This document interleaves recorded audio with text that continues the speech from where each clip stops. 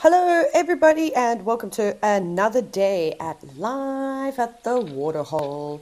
The voice you are hearing is me, Taylor McCurdy, and I'll be hosting you for the next 3 hours on this wonderful Sunday, although it might be Saturday night for some of you still.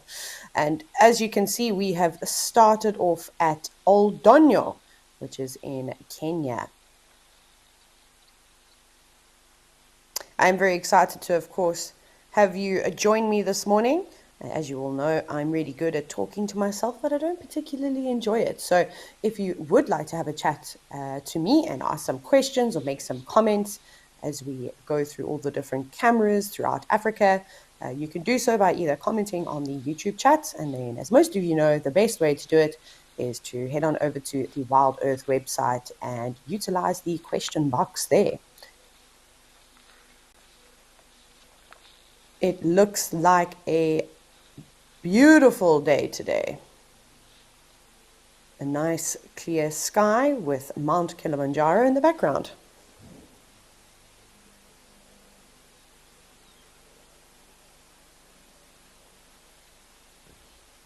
Oh, there we go. We have our first comment of the day from Tanya, all the way from the UK. You've said, "Hi, Taylor.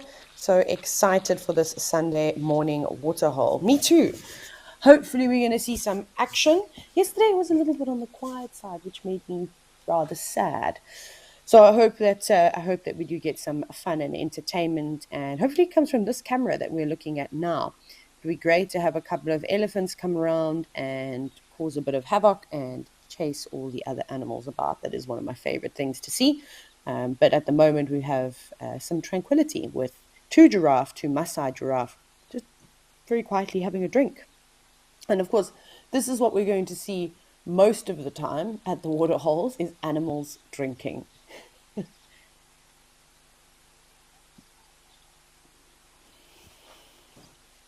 I'll just wait for a few more of you to jump on and even just say hello before we get started.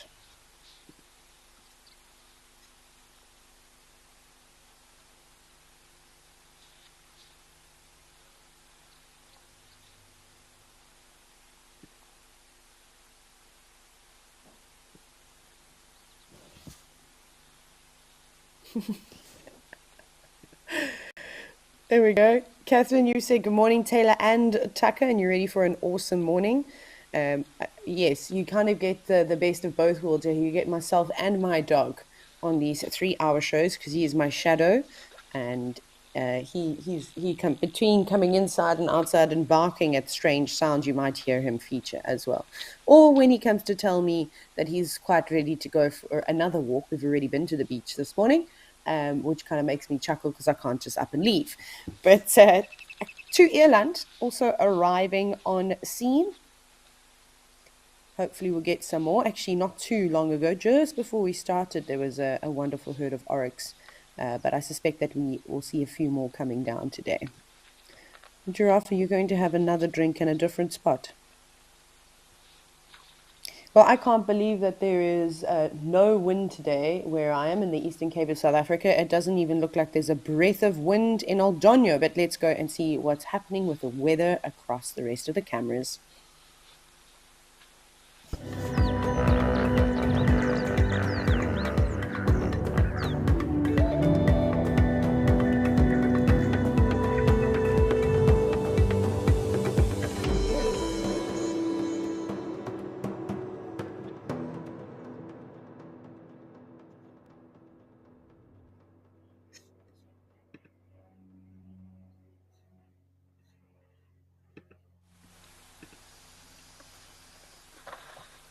Oh, perfect timing.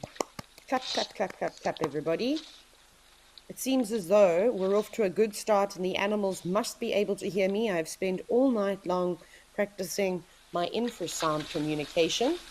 No, I'm just joking. Of course, I can't communicate in infrasound, but a lot of animal species can. And just as I said, big elephant coming through and another big elephant coming through, and everybody else was disappearing. I don't blame them. What I have noticed when I have done the Africam shows. Obviously, this is an Africam camera. I noticed with those really big bulls, the big tuskers that seem to be right at the top of their game, they don't seem to be as boisterous as these younger individuals. They're quite happy to drink with many other animals around them.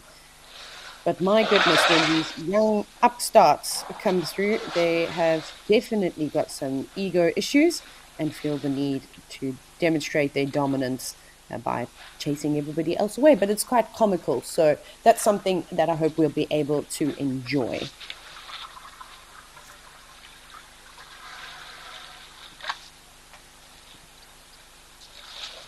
We'll see how it goes with those two earland cows.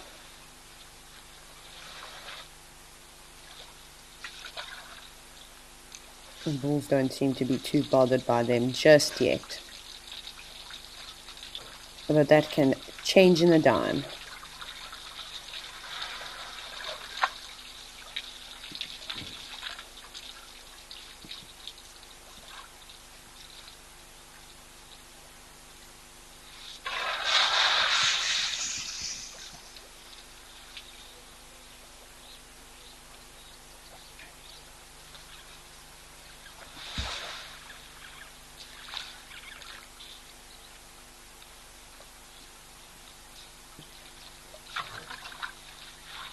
Those sounds of the elephants drinking, they're quite peaceful.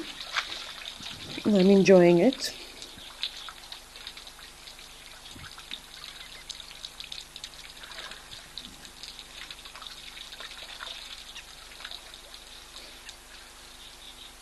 However, as your name suggests, you love these elephants, so that's good that you get to take the morning to myself and Tucker. I actually don't know where he is. I think he's outside sitting in the sun because he went for a sea swim and it was a little bit chilly.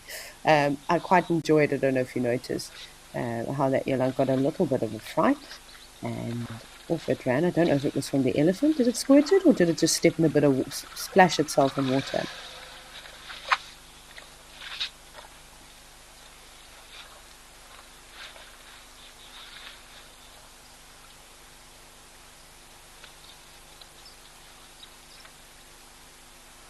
I see Ellie's just stopping, having a little listen. If we could get some big tuskers coming through, that would really make my Sunday. But we are off to a good start already.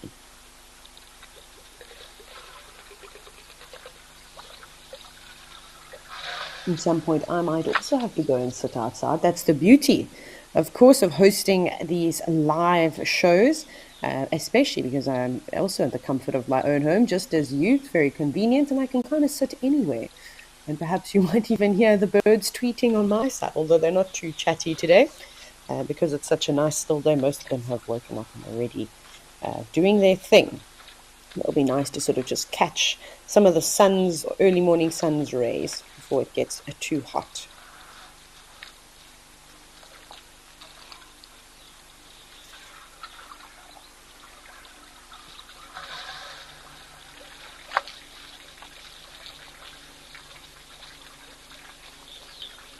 Full Moon Goddess, you've also again said hello, Taylor, and you're staying up quite late, but you think it is worth it. Well, that's really good to hear. So thank you so much for that feedback. That's obviously, I obviously appreciate it a lot. I know that some of you need to have a good rest, but if it is only Saturday evening for you, tomorrow is Sunday and you can sleep in, which is perfect. I don't mind that at all. So you will have to just sacrifice an extra hour just to keep me company before you go to bed.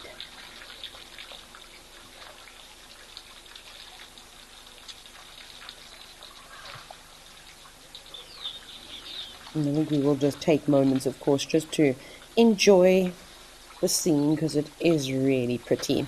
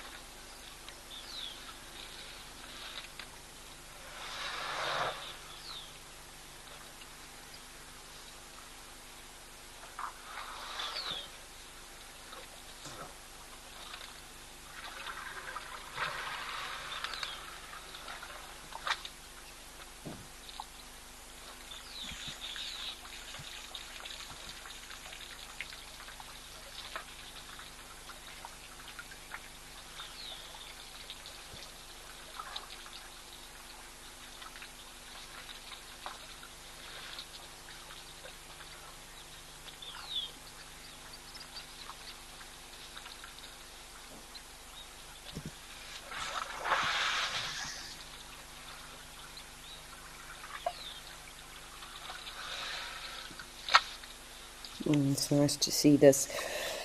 It's lovely to see the eland, of course. I don't know if any of you, we spoke about this a little bit yesterday. Has anybody ever seen a giant eland before? It's definitely on my bucket list for animals to sort of see. But I've only really seen the common eland, which is this species that we're looking at right now. Sometimes the giant eland is also called the Derby eland. You don't have to say the name of this animal the way I'm saying it. You can also say eland. That's perfectly acceptable. Eland is more of the way that you pronounce it in Afrikaans, which is a language that is here, spoken here in South Africa. Looks like there's a young, is it a young bull? No, he's beautiful. Sorry, he's just hiding amongst the females because he reverse. He's huge. Look at all the muscles on his shoulder. He has that enormous dewlap. Oh, wow. He is beautiful. Just dipping his head in the water. I suppose that's quite nice. If anybody has done something like that, it's quite refreshing to stick your face in water. Sometimes people do it with ice in it, so it's icy fresh, kind of a shock to your system and gets you up and ready for the day. I do that quite often when I have that overwhelming sense of tiredness, where you just feel so lethargic and you can't keep your eyes open. And of course, that happens at the most inappropriate times of the day.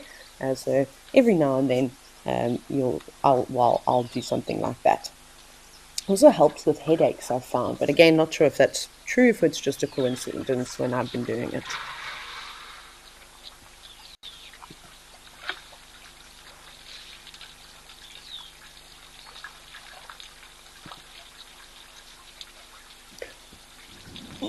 Melanie from Australia, yes, you're quite right. It was perfect timing today. As we started, we just had a couple of eland drinking, and then the elephants arrived. And did we see elephants? I don't think we saw elephants yesterday on the El Doño camera. I think we were waiting for them. Like I said, we had a lot of elephants around the Jamala camera, which is in Madikwe, so we spent a bit of time on that end, which was great. Thoroughly enjoyed them. But let's be honest, in terms of the view of the elephants, it doesn't get better than this. And the one elephant on the left, look how relaxed he is. He's just resting his right leg, not putting any weight in it. There he's shifting. You can imagine for these big animals, their bodies must get quite tired of a constant weight. But of course, they're accustomed to this. They do get used to it. But shifting from side to side and giving one leg a break will definitely provide some reprieve. And then, of course, the best way for an elephant to feel like it weighs as much as a feather is to spend a lot of time in water. Obviously, big or deep dams and big river systems where their feet maybe don't touch the bottom. And that is always fun to see.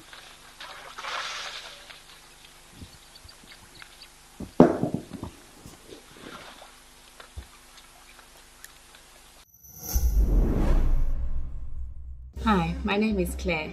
WildEarth has been part of this home for many years as it connects us to the bush and the culture that we love and miss so much.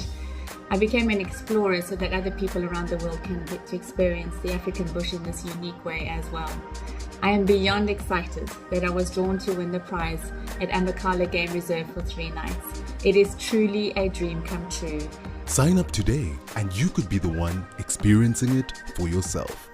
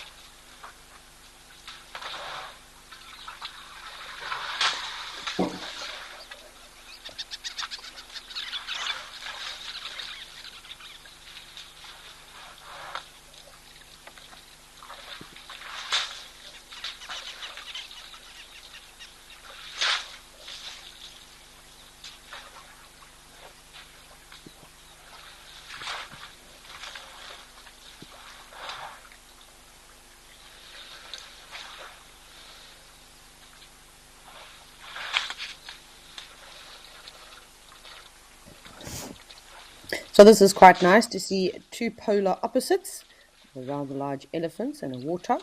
Warthog, where's the rest of you? But taking a wide berth from those elephants. Will it go into the water, have a little roll around in the mud? I'm not sure. Perhaps it's all too early for that. Only time will tell.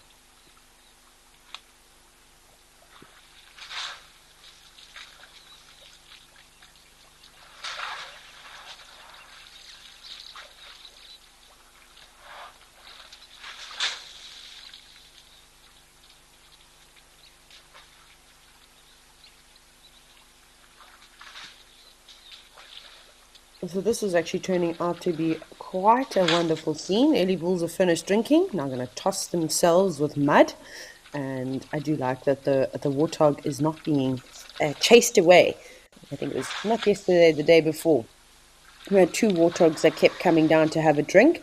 And there was one elephant bull. He hogged the entire waterhole and chased everybody else away, including the poor pigs that came down for a quick drink, and all they wanted to do to finish their day was to roll around in the mud.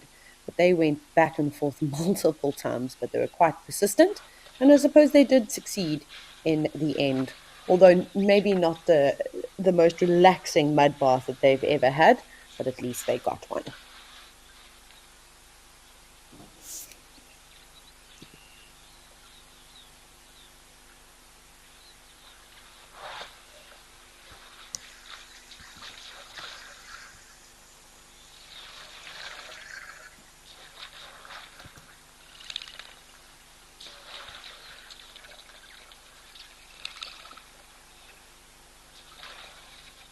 No giraffe. I'm still trying to top the amount of species we can see at this waterhole at one time. Right now we've got we've got 3 mammal species, and there's a host of birds.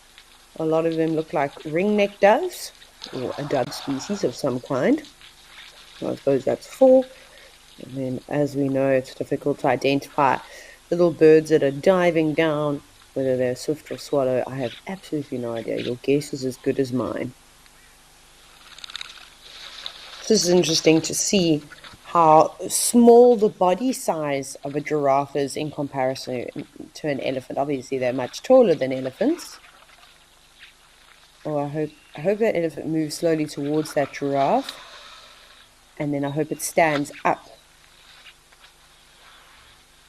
so we can see the height difference. Come on, giraffe, put your head up quickly. No, not interested. That was a bit delayed. The elephant's nowhere near you now. It's walking in the opposite direction.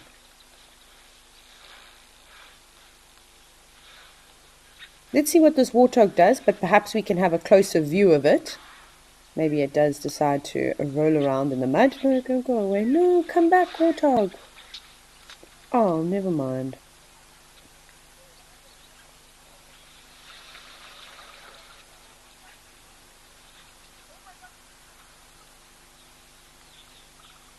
Oh, look, a safari vehicle.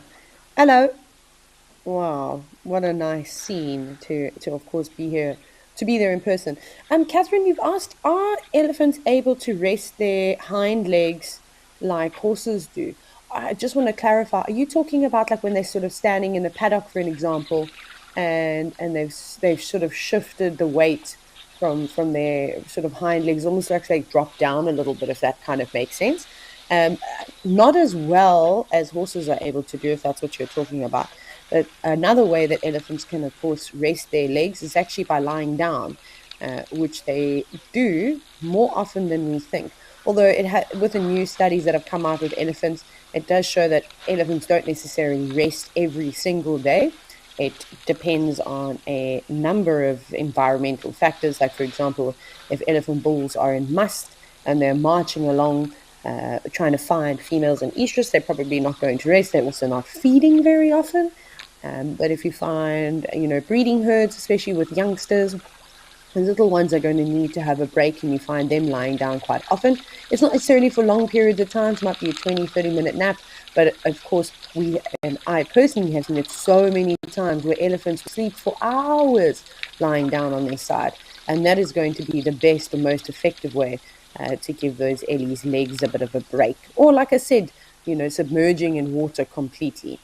That's another really good way.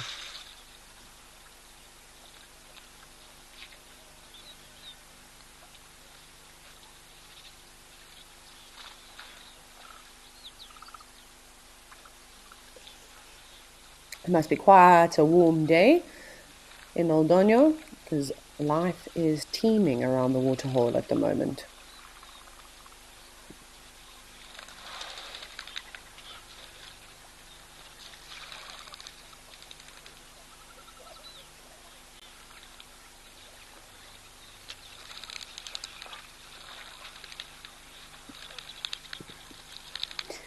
I think we'll see what else happens, what else develops around the O'Donnell waterhole. But let's go across, well, not across, let's go south, down into South Africa on the most northern boundary and see what's happening at Jamala in Madikwe.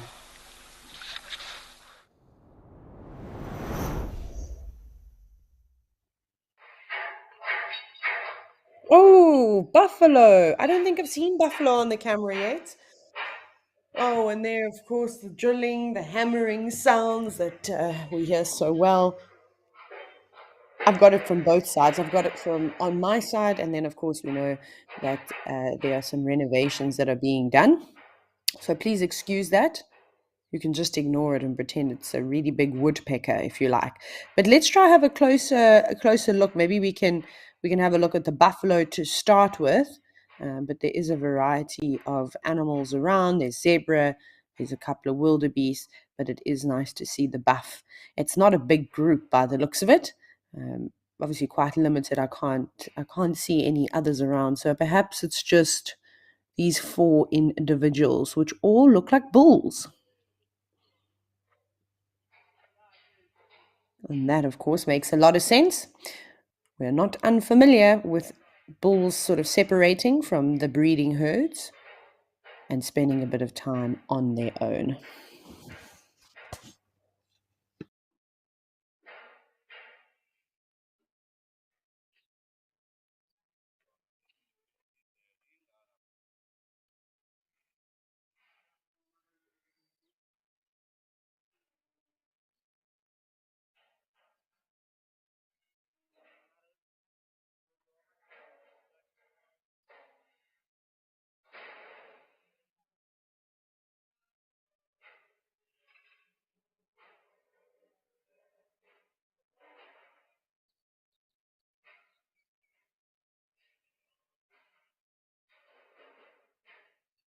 Oh, there we go.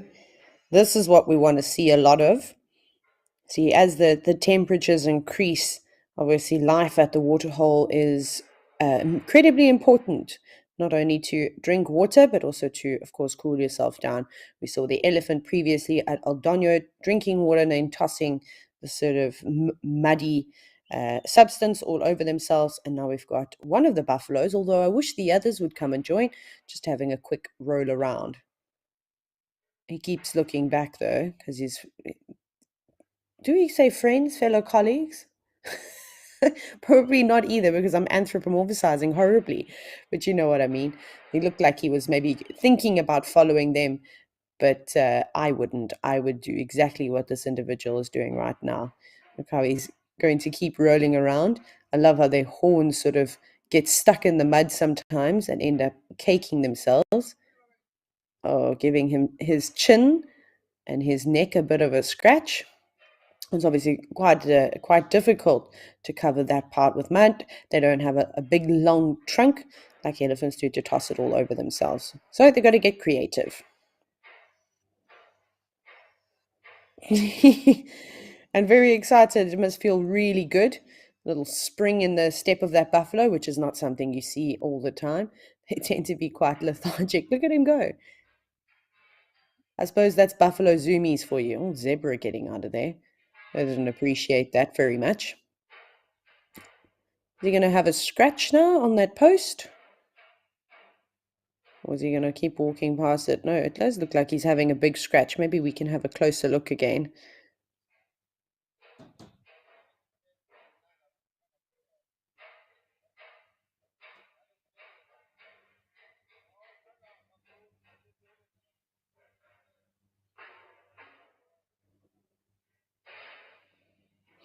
That is the perfect stump placed in the best spot. I suspect the elephants have broken it a very long time ago, and that's just the remains of some kind of tree. I would love to be able to see how smooth it is, because it's not just going to be the buffalo that rubs up against this for a nice scratch, but elephants, warthogs, and other animals will use it too, even the zebra and wildebeest.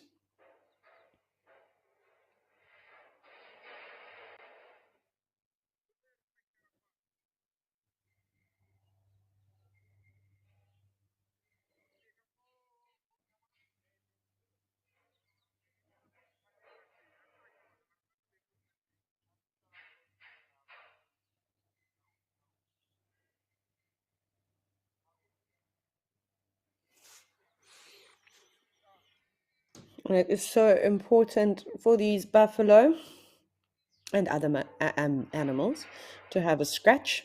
Obviously, it provides some kind of relief and hopefully be able to dislodge some of the very many parasites that will be living on this buffalo.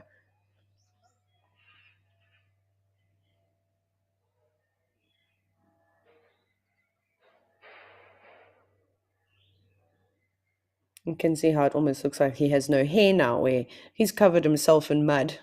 But as buffalo do get older, they do demonstrate hair loss, but they don't have a particularly, coarse coat. If you think of something like a Jersey cow, just as an example, or even an impala, they've got a lot more hair. But buffalo don't need to have as much hair. They do, of course, have some, but that really thick hide will help protect them. And then I suppose a little bit of hair just helps with insulation. There we go, getting his face, which is a very difficult part to scratch. And of course, behind the ears and in between where the horn meets its head, you can't even imagine how many ticks and parasites you will see there.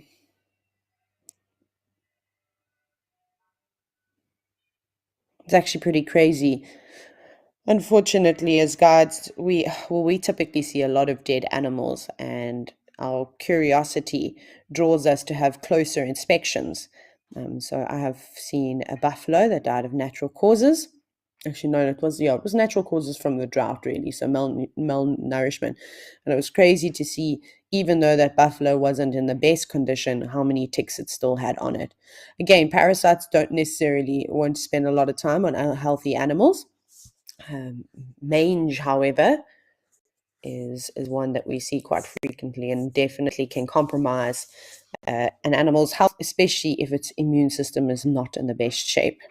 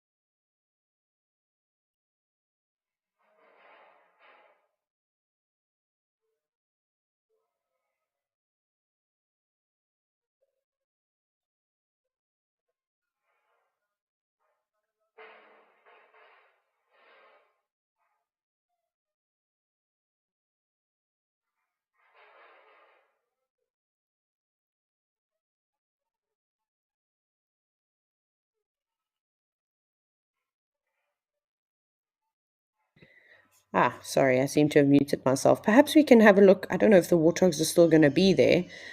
It's just we don't often get to watch them, but they were further on the left-hand side near where that buffalo was. And it looked like a family of them, so we might get them going into the mud too.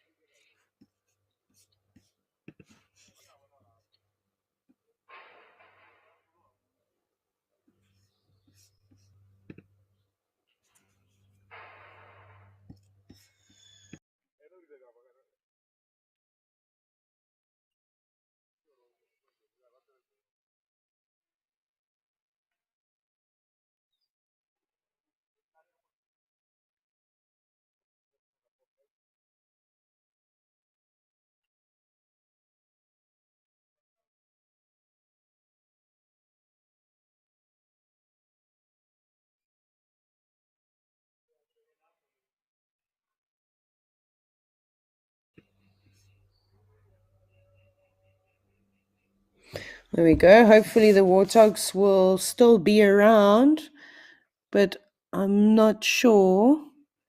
They might have moved off.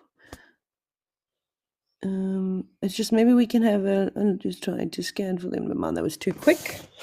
It's very difficult, of course, if I'm not controlling the cameras, so that I can see what I want to see. And there is a delay, so it can be quite tricky. So please excuse us for that. I don't know. I didn't get a chance to see. And unfortunately, I have to go across to YouTube every now and then because the feed is so much clearer than the one that I'm seeing, which is also a delay. Everything is incredibly pixelated, but I am glad that that is not the case on your side.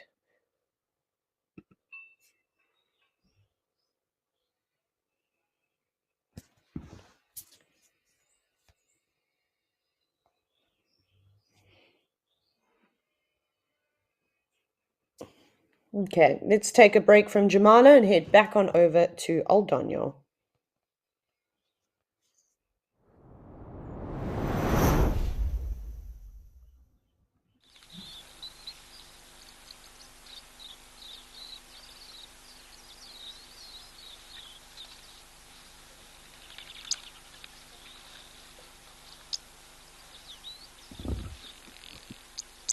You can hear the oxpeckers.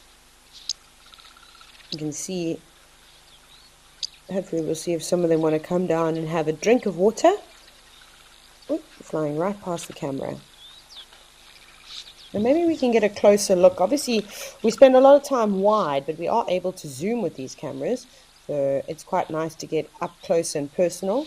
I don't mind which animal we have a closer look at, whether it be the eland or the giraffe.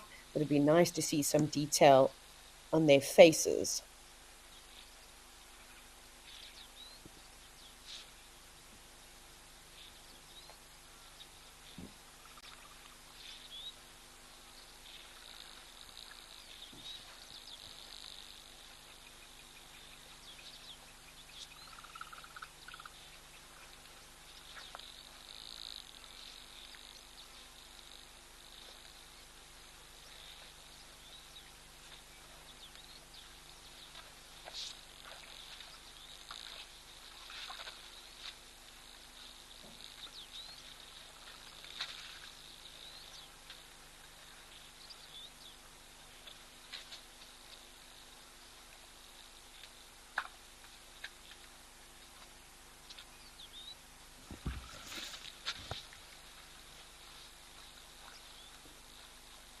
Hopefully we can get a closer look before all the animals actually disappear.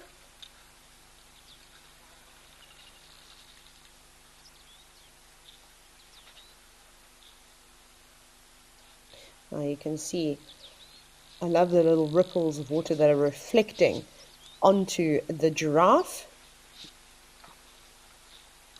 and onto the eland. But look how many gulps those giraffe are taking. It's sort of just, sure, I'd love to know how fast the water is sucked straight back into their mouths and then into their throats. I'm sure every giraffe is slightly different though. Oh, there we go. Isn't that a wonderful view of the earland? Now you can really see the size difference and how the shape of the horns vary between male and female too. Look at those beautiful twists that you can see quite obviously in the male's horns. So they are part of the Tragelaphus tribe. Sorry, I stumbled there, which is the, no, they used to be, my bad, apologies, that's old. Here's another great example of how taxonomy has actually changed. I've completely forgot for a second that eland used to be in the Tragelaphus tribe, so the family of spiraled horned antelopes, but they are no longer in it. They're actually in their own family completely, which is really cool. Again, they've just realized that they are so, there's so much variation in their DNA that they're not closely related to other animals like kudu, bushbuck, inyala, sitatunga, those types of things. So again, we'll talk a lot about taxonomy over the course of this because it's actually just so fascinating. And then something else that I'm looking for is I'm trying to scan the giraffe's legs. So hopefully if we get another giraffe that sort of steps into frame, I'm looking for some skin lesions or even on their bodies to see if they have any abnormal markings. Look at the oxpeckers. Hello, red-billed oxpeckers. And what's quite fascinating is that these are not the only bird species that drink blood. Can you believe it? It's the one that we talk about all the time. But on the Galapagos Islands, there are two other species of birds that are also known to feed on blood and parasites. So vampire finches and hood mockingbirds are two other species. Yes, it is a great close-up, isn't it? That's why I'm a huge fan of this camera, because we don't actually also have to, sit very, very far away. So, Annette, thank you for commenting on that. It's obviously great because if we zoom in and we have closer looks at animals, we can see more details and kind of change up what we can talk about, which is really awesome. It's obviously nice having a wide view at times, but I always say never be afraid of going in closer.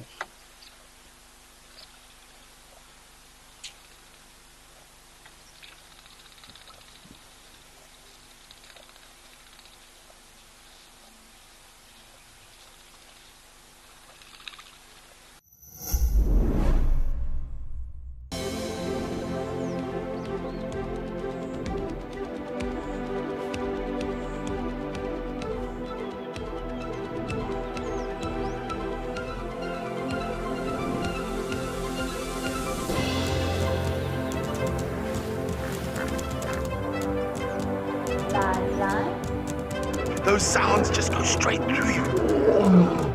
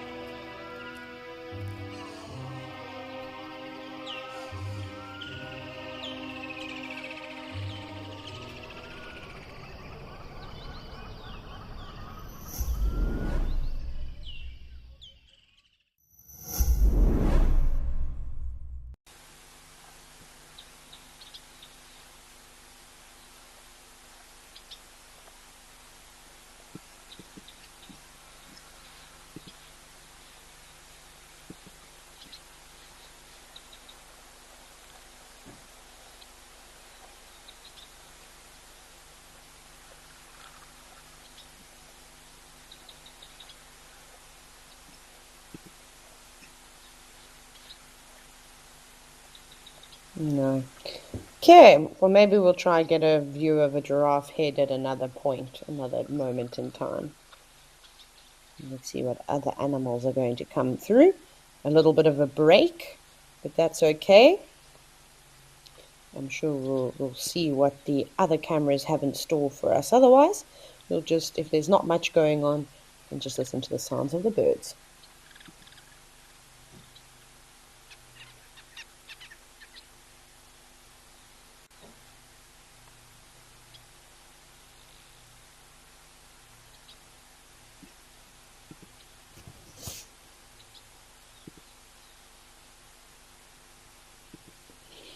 Okay, well, it seems as though we've got a break in the traffic heading towards El Doño, but I'm sure we'll be back there soon enough. Let's go and check out some birds at Campus Dam.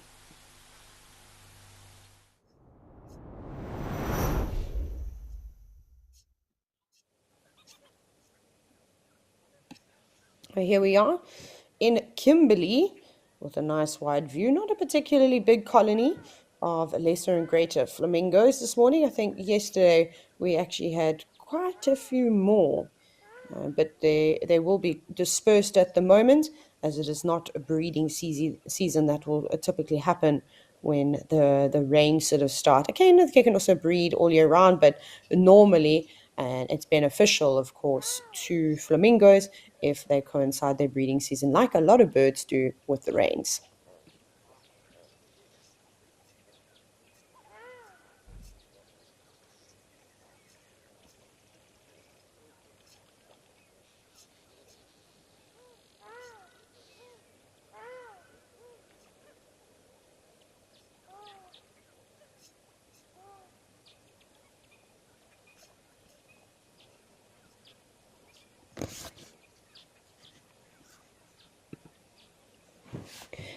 I'm just trying to see. The water is moving a little bit quickly today. I don't know if it's particularly that windy. We'll maybe try and see if we can have a closer look.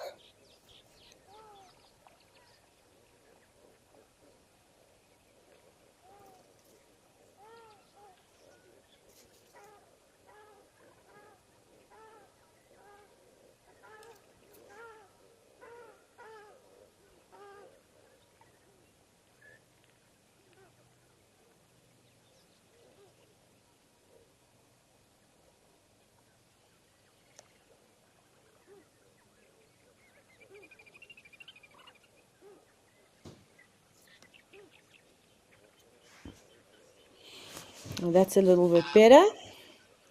Again, we see the flamingos doing the same thing all the time, focusing on feather maintenance, but it is really important. So flamingos have got, like again, a lot of other bird species have got these preen glands, which literally sit just at the base of the tail, and they'll rub their beaks over that, and then constantly just sort of comb their beaks through all their feathers. We see a lot of feathers being pulled out that perhaps aren't working or old, damaged, something along those lines. But that preen oil is very important. It does add a little bit of waterproofing, but it can definitely condition the feathers to help keep them in tip-top shape. And any flying birds, then you make sure that their wings and their feathers are interlocked in the right places. Otherwise, they won't be able to fly very well. They've got these tiny little barbules on a feather, and if you're ever able to pick one up, I've done this live quite a few times, and I often show students because we look at a feather and we think it's quite basic, when in fact it's quite intricate.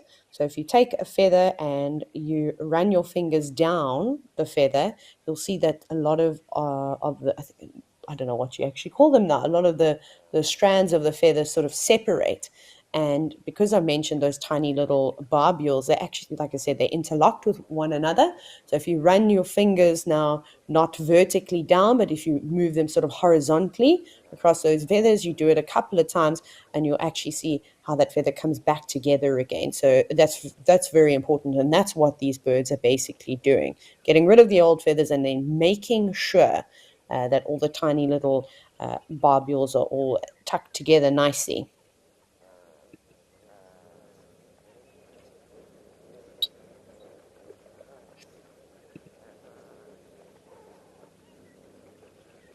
Oh, Catherine, we're going to have to change that. You said that you've never seen a flamingo in the wild. Put that on your bucket list. Some great places to see flamingos is in well, Kenya and Tanzania. There's many different lakes where the flamingos are frequent. And Catherine, aren't we going on a safari in February? Yes, we are. And I suspect that we will be seeing a lot of flamingos in the Makgadi Khadi salt pans at that time of the year. Well, towards the end of the year, they typically start breeding, but with there being a lot of water around, we'll most certainly see some flamingos. It's another area where they want another big salt pan that they all flock to.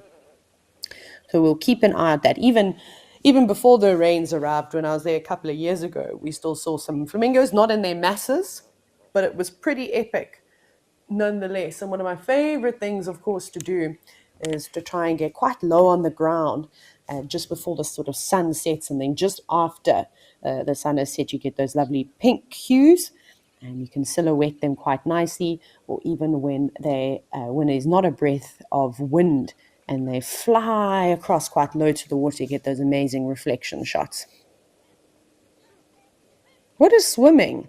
There's something on the right down below that's swimming amongst the flamingos. Did anyone get a good view of it? I'm just quickly going over to the YouTube stream. What are you?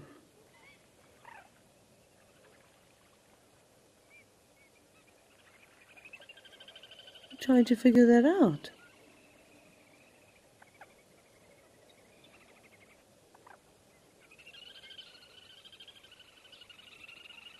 Any help?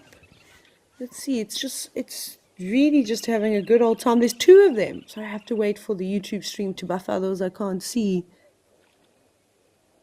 What on earth are you?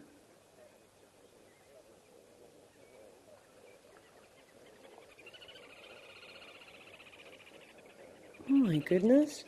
I have no cooking clue. I don't know if it's just because I can't even put it into a family. I mean, I see them immediately and I want to say something like well, some people would call like like a gull of some kind. But I don't know. I've also seen gulls in strange places where there aren't any oceans. There's actually a really good example of that. Is when you're driving on your way to Johannesburg, coming from say like Hoedspruit, Dullstroom, or Belfast. There's this a beautiful rest stop. There's petrol stations. You can go and grab some food, that kind of thing. Called Elzu, and they have a wide variety of animals. And I've seen a couple of gull species. So it's either that or a tern. I couldn't really see the shape of the beak, but I'm just looking at it and it kind of reminds me. But if anyone else got a closer view, let me know what you think it is in the comments. Let's work together and try and figure it out. Or perhaps one of the other naturalists have already identified it, but I couldn't see any obvious markings. So if they do swim back into frame again, maybe we can have an even closer look at them. But that was quite cool to see. But God, just going back to feathers. Obviously, they play a very important role. We know that they are useful for flying. We know flamingos fly. But the other thing that I also speak about quite a bit, especially when the birds are up and warming themselves in the morning light or the last of the afternoon light, is they are very good for insulating, to help keep them warm. And when they fluff their feathers up, that warm air gets trapped in between in between the feathers, and kind of acts, as I like to describe it, almost as an electric blanket. And that's so important, and why birds don't typically, if they're not nocturnal species of birds, don't move around too much. Because if they do that, again, I use this description quite often. It's like when you get out of bed in the middle of the night to run to grab a glass of water, to run to the loo. It's freezing cold, and it takes you a little bit of time when you get back under your duvet or your blanket to warm up again. But birds don't have that ability to get the warm air trapped within those air pockets, and they can typically die of cold shock. That's also why you'll see with flamingos, of course, they can get leg fatigue standing on both legs all the time, so they'll shift the weight and actually tuck one of their legs up. But because those legs are bare and don't have any feathers, they're not particularly insulated very well. So by bringing that leg up and underneath the feathers, there's less surface area that is exposed to the elements. So that's another way that they can kind of keep warm.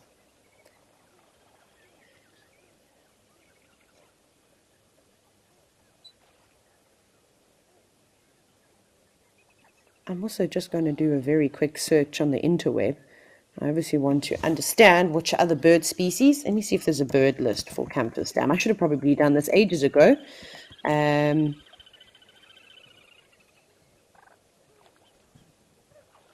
then it'll be obviously quite nice to add it to our list.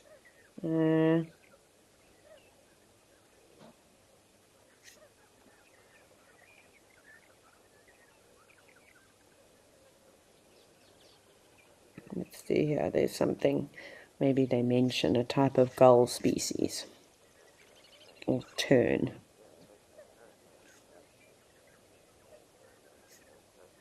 Maybe I can do that.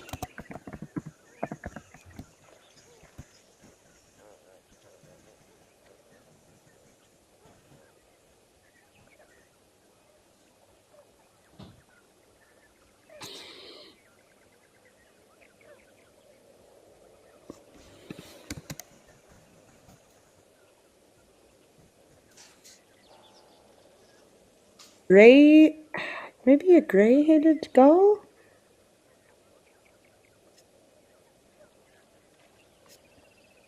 I'm just trying to have a look.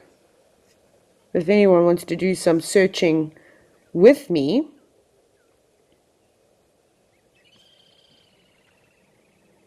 Yeah, I think it is a grey-headed gull. I'm also now just having a look at my bird app. And if I'm not mistaken, that's also the one that we see, that I've seen at this Elzu rest stop. Let's just have a look at its distribution. Gosh, they're widely distributed gull species. I'm going to go with that one for now. So that's another one we can add to the list if you are following with the bird list. Where is Campus Dam? We can do that. We can add grey-headed gull. That's nice. I didn't actually expect to see them there. And I was just looking at some other special birds. They say that there's black-necked grebes, which is quite cool, which I've never seen before, which will be amazing to see. I know the detail's not particularly great. What else?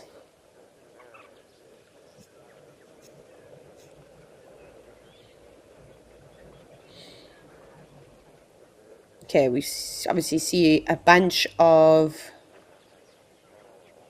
birds that I think some of us are familiar with. Common greenshanks. Oh, a curlew sandpiper. That would also be amazing to see. Kitlets, plovers, we see them occasionally. Chestnut-banded plover. Gosh, if I get to Campus Dam, I'll have a whole bunch of new lifers, which is wonderful. It often obviously gets quite difficult, especially when you're visiting the same areas over and over, to kind of get new birds. That would be wonderful. So I hope over time we are able to see a few more individuals. Again, you've got big open water, and there's a big island in the middle, and then you've got all this sort of grass that has been flooded, which provides a lot of shelter. So there are many different bird species that like that habitat. So crakes love it. Obviously, moorhens and the coots also enjoy that too. And the grebes, of course. So we'll have to see what else kind of pops up.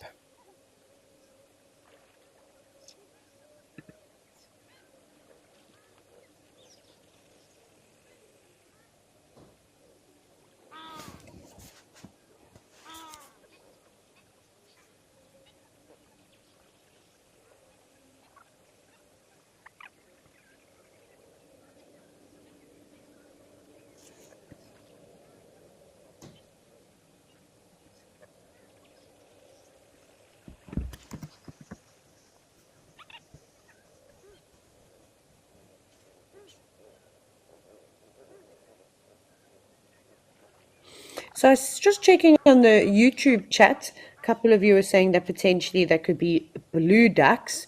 Unfortunately, they don't occur in South Africa. If I'm not mistaken, it's in New Zealand that they occur. But then also just with the coloration is that the blue ducks are quite dark, and I don't know if you noticed how light in color that bird was as it sort of swam past. It also looked like its head was a lot more upright. So I'm definitely, well, I'm more confident in going with it being a grey-headed gull. Lots of black-winged stilts also in the background.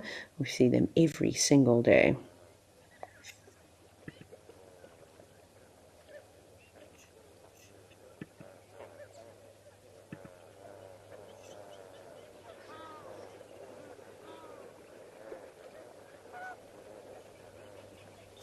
I actually had, when I took my dog to the beach for the first time, which was just a couple of days ago, it was really entertaining because as we got there, there's a pair of kelp girls that are actually diving down and trying to mob Tucker.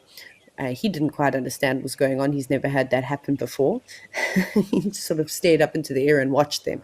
It was quite funny to see for a few minutes, and then eventually they got bored of it and moved off.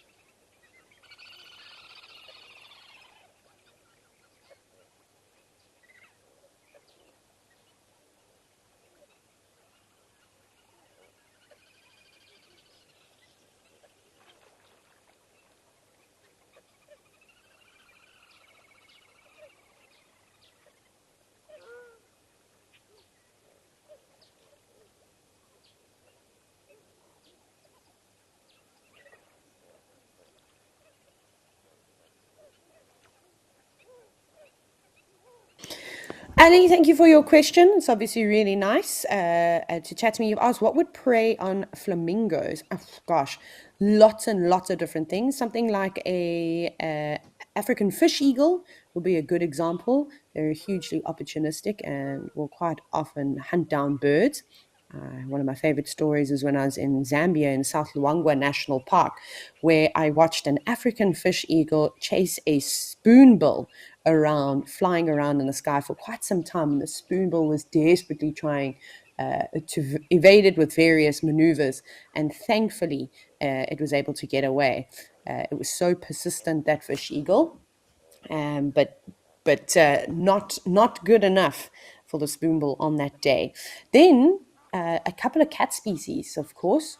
So there's some amazing footage. I think it comes from Lake Nakuru, and where caracal are actually feeding on flamingos, but anything that around there. I mean, we were chatting yesterday about crocodiles, and one of the questions was, why don't crocodiles catch wading birds? And the short answer to that is that yes, they will sometimes, but not necessarily as often. You'll often find it's a young, juvenile crocodiles that would do something like that.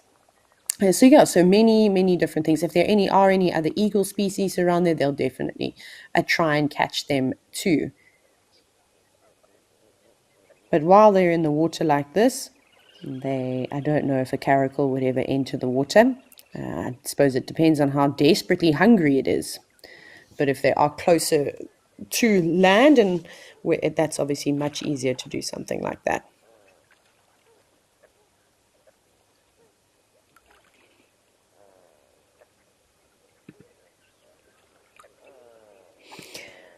It seems as though Aldania is going to be the camera of the day, so we'll give the birds a break and let them continue with their day. And as I say that's exactly what they're doing. Look how they're taking off. It's amazing how such big birds can actually take off so quickly. Right, let's go to Aldania, and it seems as though we've got a couple of zebra and giraffe.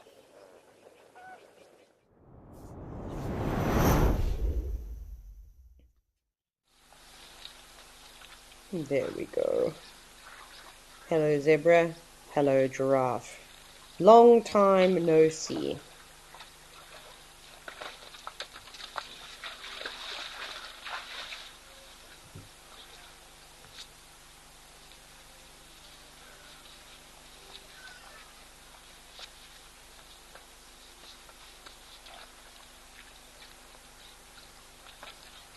Oh, big yawn from that zebra. Maybe we can have a closer look while the zebra all are gathered in the water. Get some nice close-ups if they decide to stick around.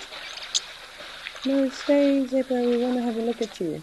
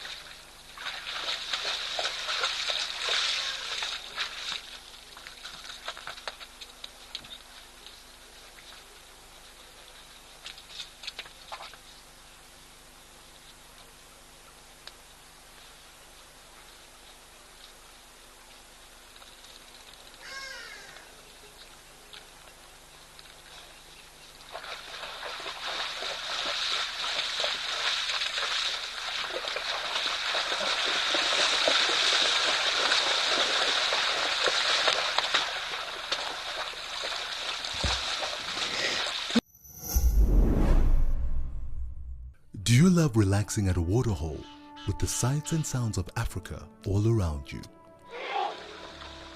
Well, we have some really exciting news for you. From August 1st, Africam is joining forces with WildEarth to bring the majesty of Africa right into your living room with 9 incredible new waterhole cameras from across South Africa and Kenya. Get ready to embark on a new journey. This is Live at the Waterhole.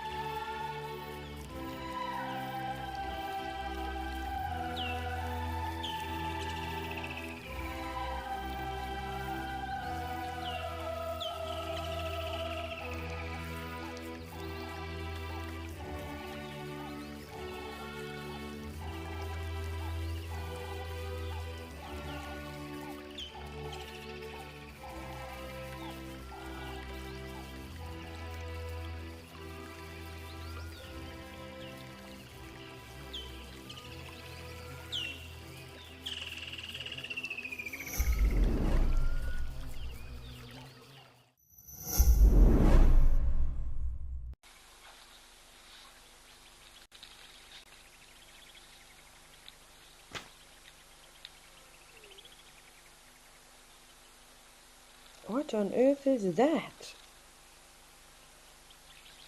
Oh my goodness, is that a... How cool! What are you? Is that an agama? I'm trying to have a look. There's a little lizard of some kind. A reptilian creature. Can you please turn sideways so that we can see what you are? I'm just looking at the kind of broad head that this thing has, and just off the bat, it does look like one of the agama species.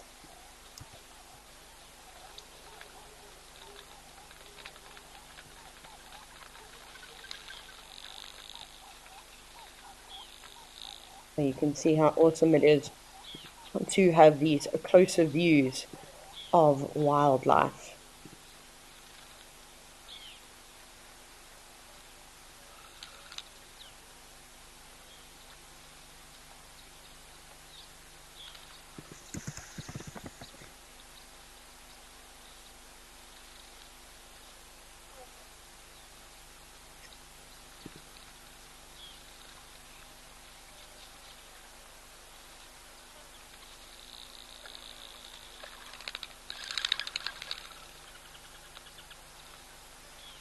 Wasn't that awesome to briefly have a view of an agama?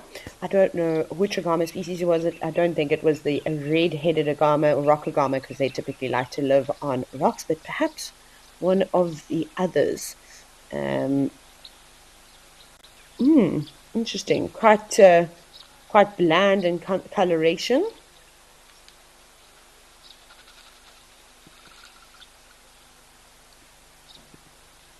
And a giraffe.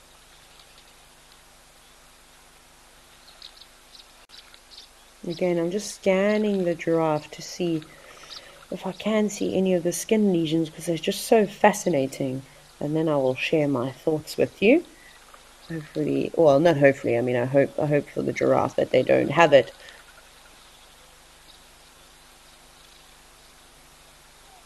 And the third one coming to join. The others all just ruminating, chewing the cud. Digestion is super important, and they do spend a lot of their day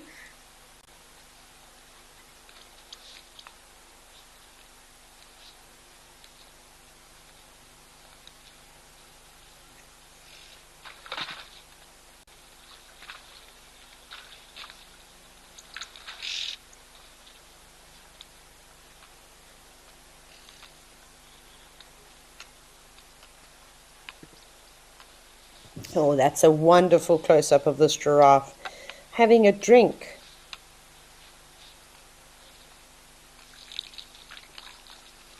You can see how its legs have sunk quite deep into the mud. And then eland also wanting to squeeze through. Big bull coming in again. We've had lots of eland bulls visit us today. Typically, we just see the females coming through. And also, I was talking earlier about the giant eland and how I want to see them. It will be quite tricky. I know that Chinko in Central African Republic has got quite a good population of them, but it's not really fit for tourism as of yet. I think it's going to be a couple more years before it is going to be safe to sort of travel, and these national parks will be a lot more established.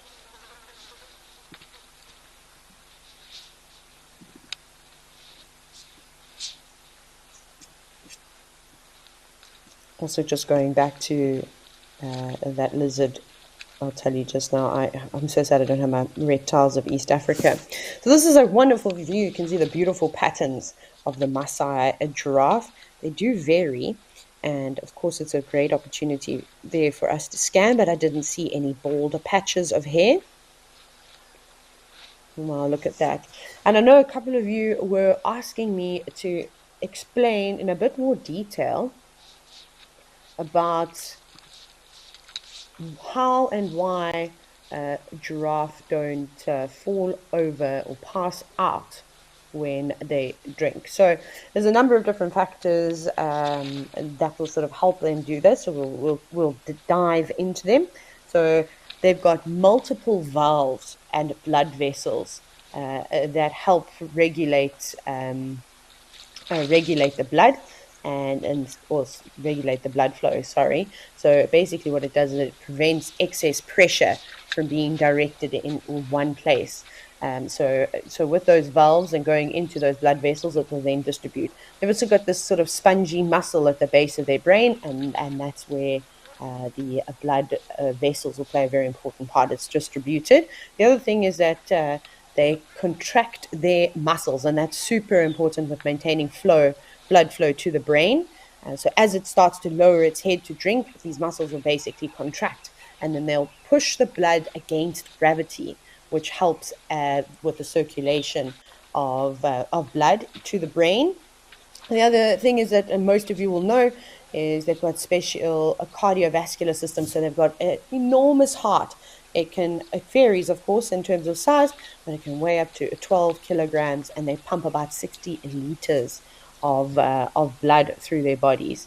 So those blood vessels are reinforced, and that can help withstand the increase in blood pressure. So I hope that helps.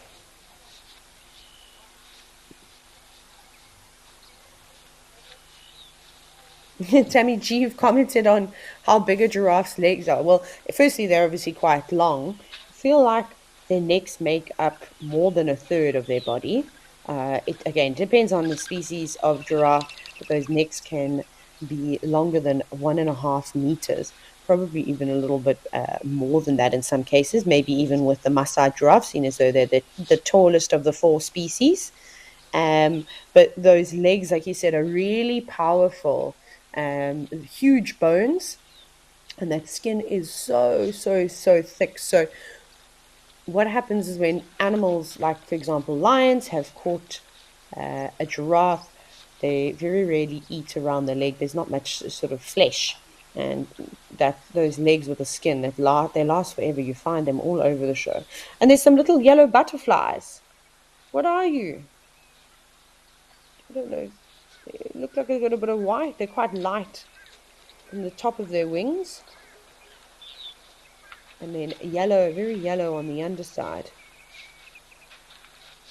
There's so many different butterfly species that are yellow like that. But I'm not sure specifically which one it is. Did any of you see a little black border on them? I didn't quite. This giraffe looks like it's got an extra 2 pairs of legs. There's another one standing directly behind it. This individual's got very short ossicones. Look at that. They're not protruding. Those are, in case you don't know, those are not horns. Horns are typically described as a bony protrusion with a keratin coating. So this is just bone that is fused to the skull, and we call them ossicones. And wait, a little hop, skip, and a jump to get up there. I'm wondering, oi, there we go. This male seems to be interested in this female.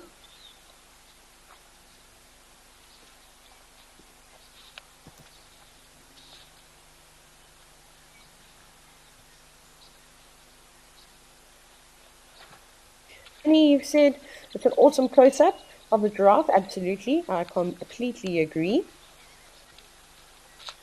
And it's nice to see them. It'd be nice if we also get some youngsters that come down to drink. I haven't actually seen any giraffe calves come on through.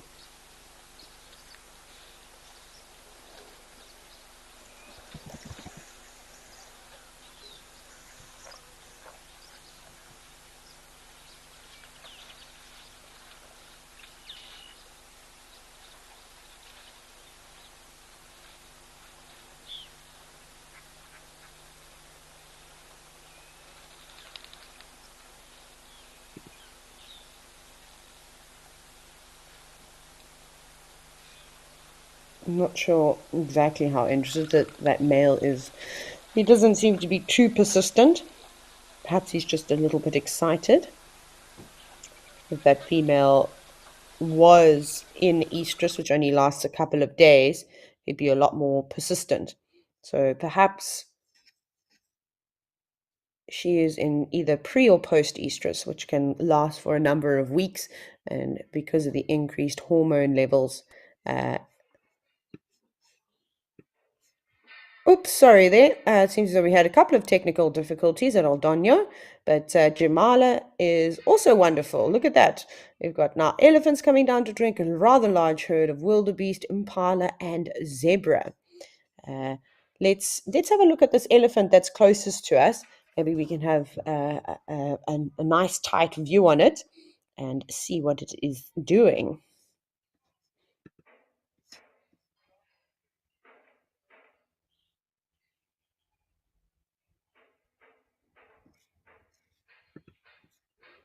Now, of course, there is sometimes a delay when we zoom, so we just got to be patient.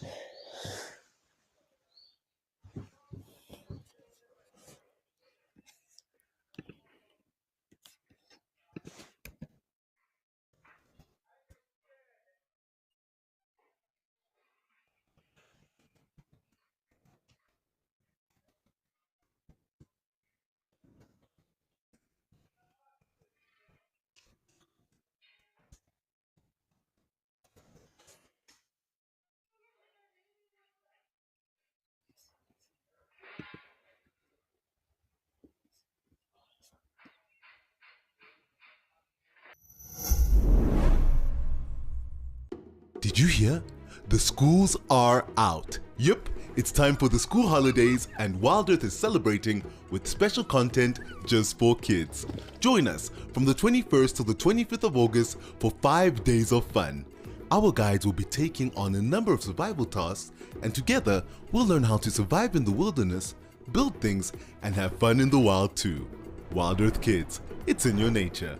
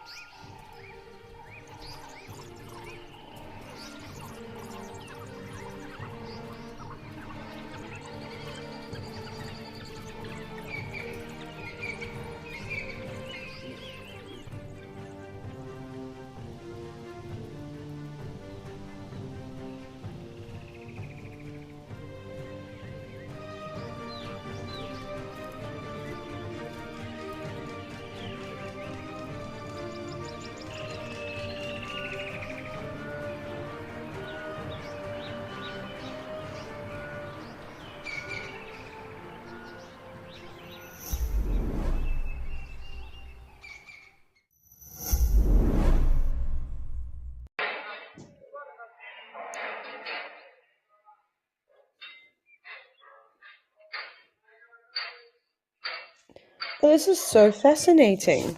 So, I mean, I'm just trying to see again, it's very difficult. Let me check the YouTube stream. Let me just see what you're seeing here and how much clearer it is.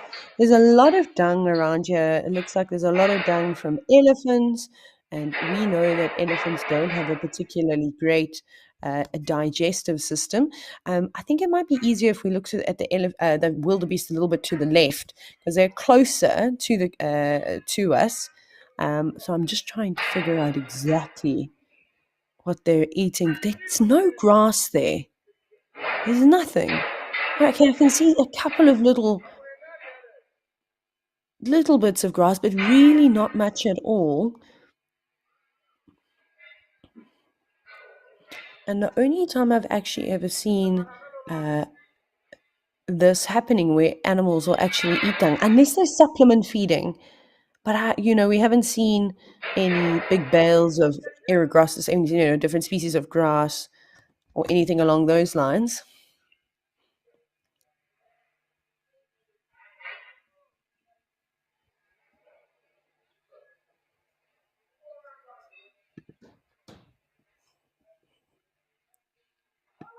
Do you see what I mean?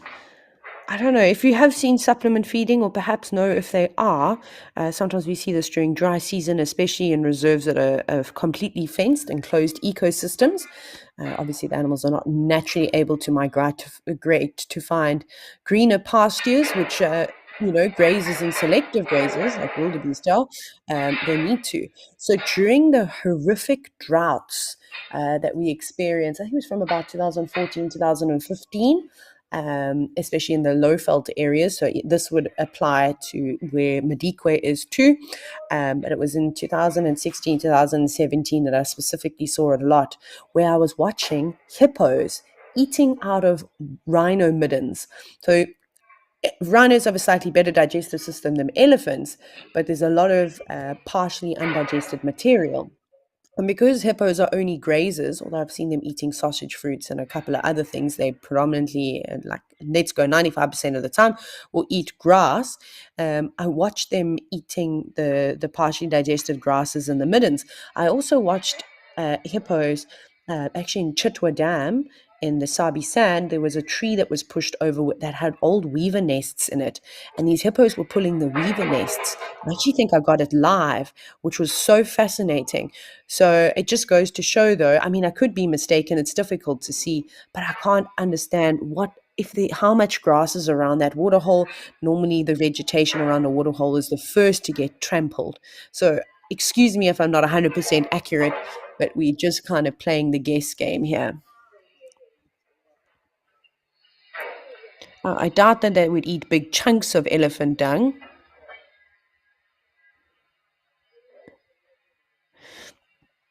Kathy Lee, you said perhaps there's new growth underneath the dung. It could possibly be. The thing is, though, there's been no rain in this area, so I'm not sure what would actually be growing. A lot of grasses, it depends obviously if they last for a season, or potentially they last for more than 1 year. They typically need rain to sort of stimulate it. Grasses don't need a lot of rain before they sort of push through, but I can't really see any green shoots. So unless it is just the last part of the grasses that they're pulling out, that could potentially a bit. But like I said, look how flattened that area is. We see huge congregations of animals here every single day. I'm just trying to have a look. Or maybe it is little bits and pieces of grass. Perhaps we'll need to ask James. I know James is at Madikwe at the moment. I'm going to send him a message and say, are you able to go to Jamala? And can you tell me if there is any grass around that waterhole, if there's anything there? Obviously, that's going to be the best way to kind of understand it. As you can see, there's a lot more grass towards the tree line. I think a lot of it is sickle bush that's actually growing there. So why would they not be feeding on that? Fascinating stuff, though.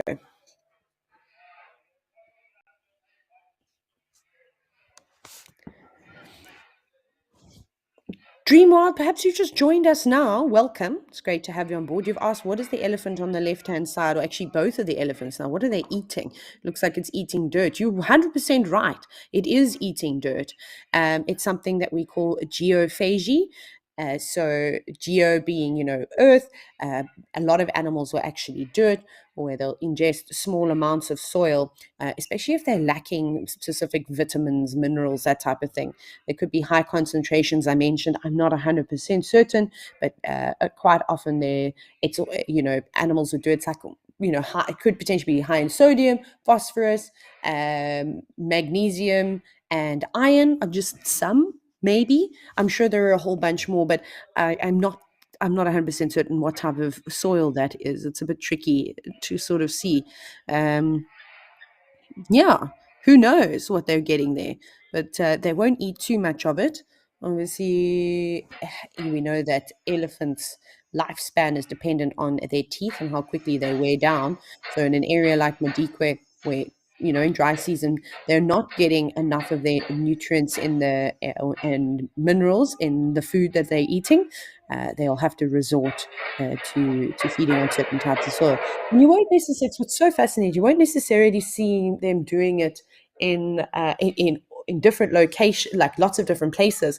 Uh, Quite often there'll be one specific spot. I even just think of some of the reserves that I've spent a bit of time on, and like a Karong, where there's this one pan that dries out completely, and zebra wildebeest spend a lot of time in there, constantly ingesting some soil. In the Mara Triangle in Kenya, there's an area called the Salt Lick. And again, big groups of animals go down there. And that area is specifically very high in sodium. So some people will even put out salt licks for wildlife. Again, sort of a mineral block to help them out. Also something that you would maybe typically see in a closed ecosystem. Oh, Fiona, you've just joined us. Hello, Fiona. Please ask away. This, of course, is live and interactive, and I'd love to have a chat to you.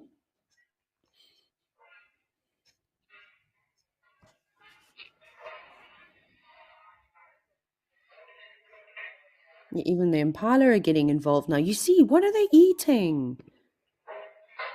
I'm just going back and forth.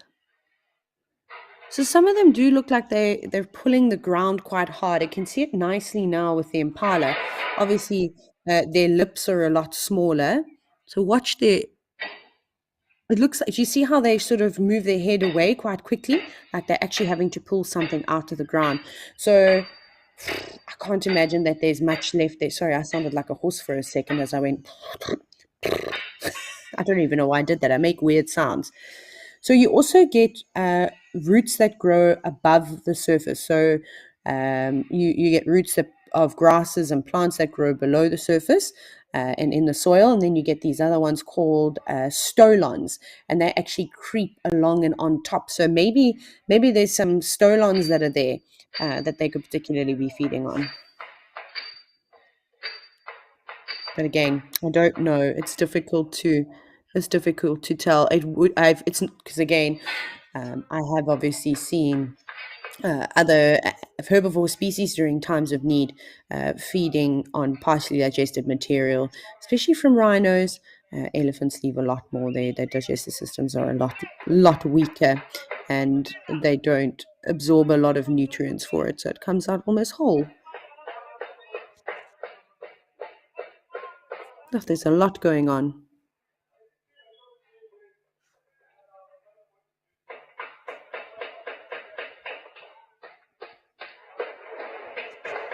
Well, Sandra, that's another way of looking at it. You said, do you think there'd be enough moisture in elephant dung for new growth to occur? Potentially, that could definitely be the case. That dung does look very, very old, though. You can see how brown it is and how it's broken up, almost like it's decomposing a little bit, perhaps birds. And with the constant flow of wildlife to the waterhole, trampling on it, it has broken it up quite a bit. But elephant dung, if you've ever seen it, yes, absolutely, it holds a lot of moisture. And there's an entire ecosystem that revolves around elephant dung. I mean, if you ever go up to it, you'll see all the flies and little beetles around there during times of, especially when there isn't a lot of water around, and they'll be getting moisture from that. So potentially, I can't say though I've ever noticed new growth coming up from elephant dung. The other thing that elephant dung could particularly do, although honestly I don't think it would be as effective, and I'm just going to throw it out there anyway, just as a point of conversation. Have any of you ever heard of the term brush packing? So it's a term that we typically use in conservation. And what typically happens is that branches of trees will be cut, or just in any other moribund or debris that's left around, but particularly big branches, and it works better if they have thorns or spines on them. And if there's a disturbed area, what they'll do is they'll pack them on top of one another.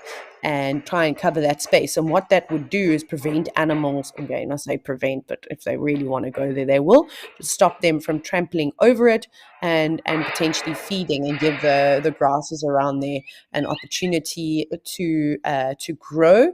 And then the other thing, it will also help with erosion, giving them some cover, because you can imagine wind and water will have a huge effect on eroding an area if there is no top cover, which you can see there's very little of here. I don't necessarily think that elephant dung would be capable of that, but if there is enough elephant dung around, maybe it forms a thick layer too.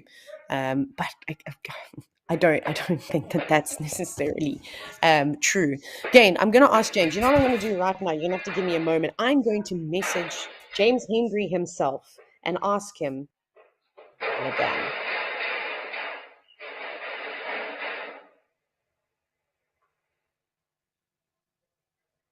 My favorite thing to do, though, is to send James voice notes, because he absolutely despises them. And then I make them as long-winded as possible. That's very entertaining. But I'll pop him a message.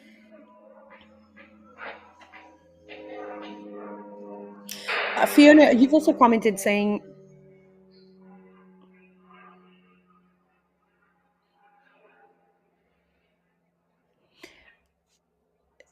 sorry, I just wanted to comment on the grass. So you've mentioned about maybe that the grasses have got bulbous roots, potentially, absolutely, for plants that, and particularly grasses that live for more than one season, just because the vegetative part of the part of the plant that's above the surface disappears, it doesn't mean that the roots aren't still there, just lying dormant, waiting for the nutrients to come through. Yeah, and then, I just want to hear that question from, is it Jelly D, who's asked, how do the animals know? D Jilly, oh gosh, got it swapped around. How are animals able to tell if some are predators or not? Good question. Very, very good question. So every single animal on this planet has a unique scent. And because animals interacting within a similar ecosystem will, learn those scents, and also just with instinct, they'll be able to determine which are predators and not. They also learn a lot. Youngsters learn a lot from the adults, and so they'll start associating certain scents with certain animals. Whether or not we've given names to these animals, but who knows what wildebeest call other wildebeest, or what other zebras call a lion, in their own sort of terms. I don't know how they associate necessarily with that. It's something quite cool to think about. What we see with domestic animals, though, which is interesting, is, over thousands or hundreds of years of domestication, especially animals that are removed from ecosystems where there is high predation, they tend to forget. And you see that evidently with a lot of cows that tend to be grazed into these areas. They just seem to be oblivious. Obviously, they'll notice them, but they don't always run away, and they tend to be sort of easy food. But the animals that we are watching here, they're completely wild and have interacted with predators for a very, very long time.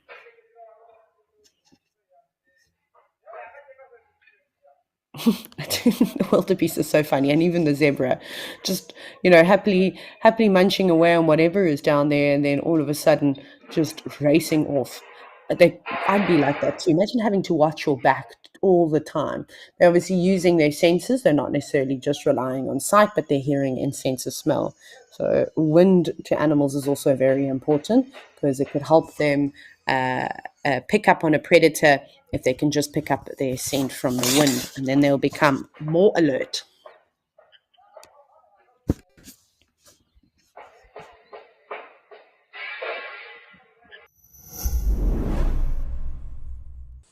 Get ready for your daily dose of African wildlife magic. Be enchanted by the intimate moments shared by the animals as they drink, play, and interact in their natural habitat. With our daily wildlife videos, you'll experience the thrill of safari adventures without ever having to leave your seat. Let the wild adventure unfold right before your eyes.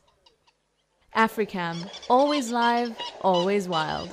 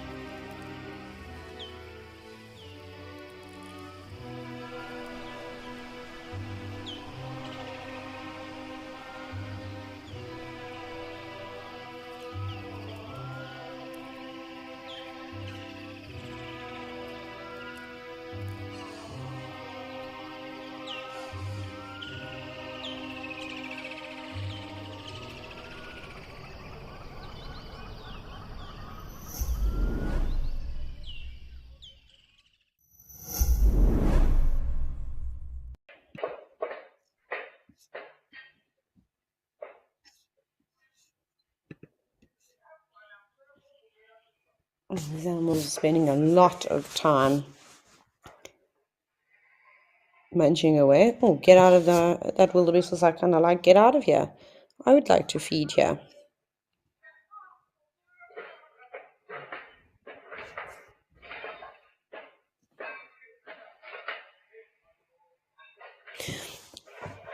Thompson, you've asked what animals eat when there a drought. Well, it's tricky.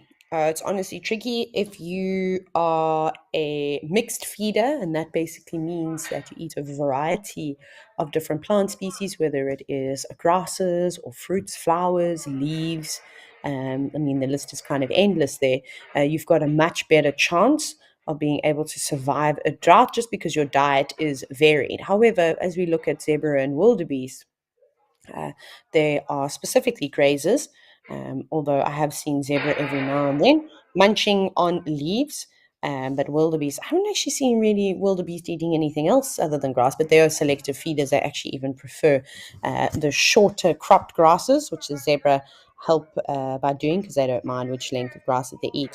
And this can become quite tricky for them. We were just mentioning before, if you look towards the tree line at the back, I think there's a sickle bush. There is a lot of growth around there, but again, I doubt that it is very palatable, and you'll probably find that a lot of those grass species, because the soil is maybe not packed with nutrients, that they could be pioneer plant species, which are not always the most tasty. So they're kind of the grasses or plants that arrive in an area first, and they don't mind what type of soil they grow in. They can grow in quite harsh environments, but what they do is then stabilize the soils for other plants and more palatable plants, so with higher nutrients and, say, for example, if it's grasses, higher grazing value, prefer to have really good stabilized soil, so they'll come in later. So that's typically what we see that's left in drier season, especially in South Africa, at least up in the areas of Madikwe in the most northern parts of the country. So it's tough for them. It's not easy, and they lose a lot of condition quite quickly, and only the fittest and the strongest will be able to make it through a drought. And that's obviously it's quite important too. If we had every single animal surviving, you can imagine there'd be an overpopulation of animals. But I say this, and if there were more natural corridors, so wilderness areas linked together, then and well, not just more corridors, but safe places, then it wouldn't really matter too much because the animals would naturally just move and move into new areas. But that's one of the biggest hurdles that animals face is habitat loss.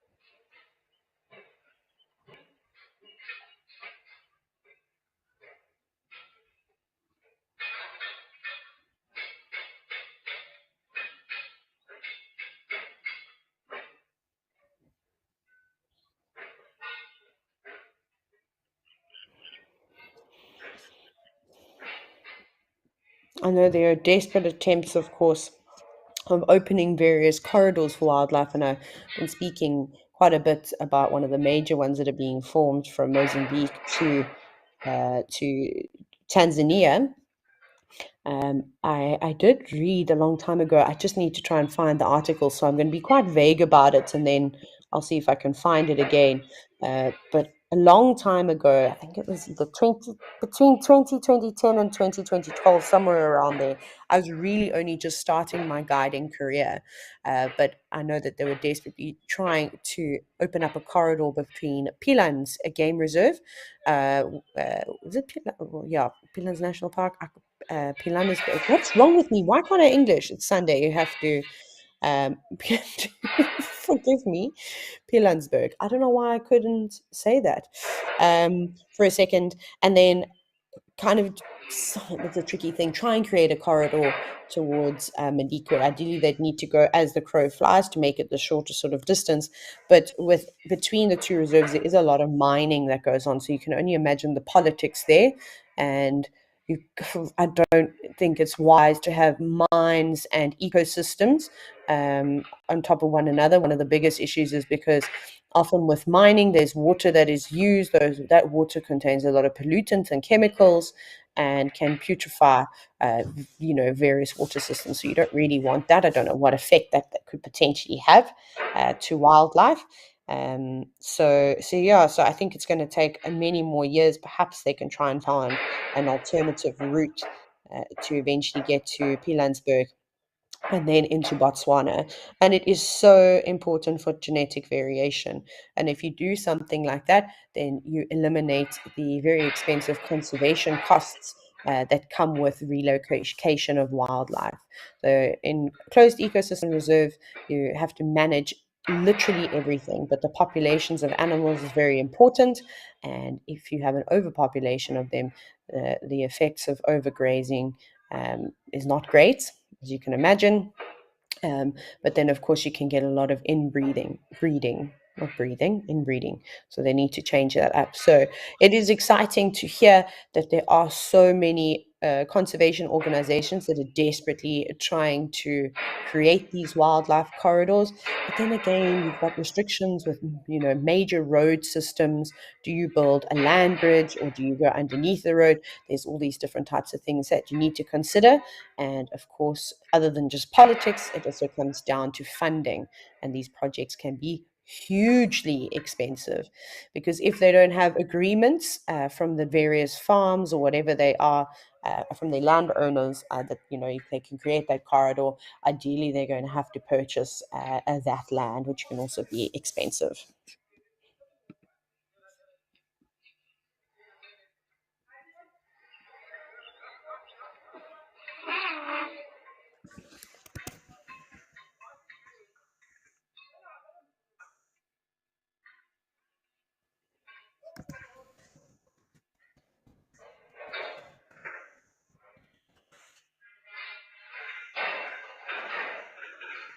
Craig, you've asked, do I think that animals have like a perception of time, days, like they know that it's Sunday? Again, the terms Sunday, Monday, Tuesday, and the rest of the days of the week are all terms that have been coined by humans, and we speak a very different language to to wildlife. I think the way that animals communicate with one another is far more complex because it's visual communication, it's olfactory sense that they can get quite a bit of information about an individual. Of course, they make vocalizations and then they even communicate through infrasounds. Which we are not able to hear them, typically quite low frequencies. In terms of concept of time, I don't think they'll know, oh, it's 1:45 in the afternoon, that very specific. But I think they definitely have an understanding between day and night, if you kind of will. So again, I think it's really difficult to try and come up with a theory around this because how do you test it? Animals, of course, form routines and patterns. That could be dependent on a number of different things. Maybe it's got to do with temperature. Like a good one for me that I think is quite obvious is the drinking patterns of a lot of animals depending on season. And when it's extremely hot, we see animals coming to drink a lot earlier in the mornings and the afternoons and seeking shelter, some shade during the day. Of course, other animals will pass through, like elephants cover themselves with water. It's not to say that animals don't necessarily drink during the middle of the day. But then in the winter times, we see them not coming necessarily down to water points very early in the morning like we would in summer, but it happens a little bit later in the day. So that's just kind of like one observation, but I don't know how they would test something like that. I'm not sure if they have done a study along those lines, especially in wild environments. I think when we do studies on animals in captivity, sometimes maybe they can be applied to wildlife, but there's a lot of parameters um, within captivity. It's more of a controlled environment, if you will.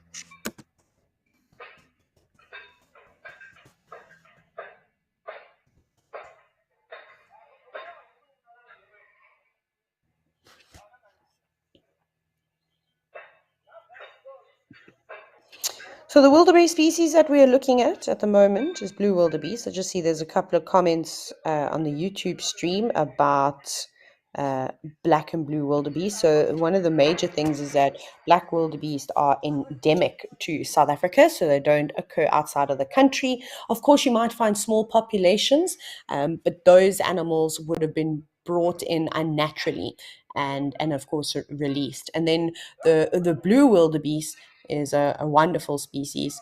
It actually has a lot of different subspecies.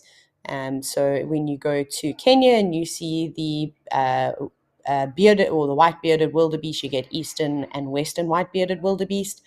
Those are actually just subspecies of the blue wildebeest.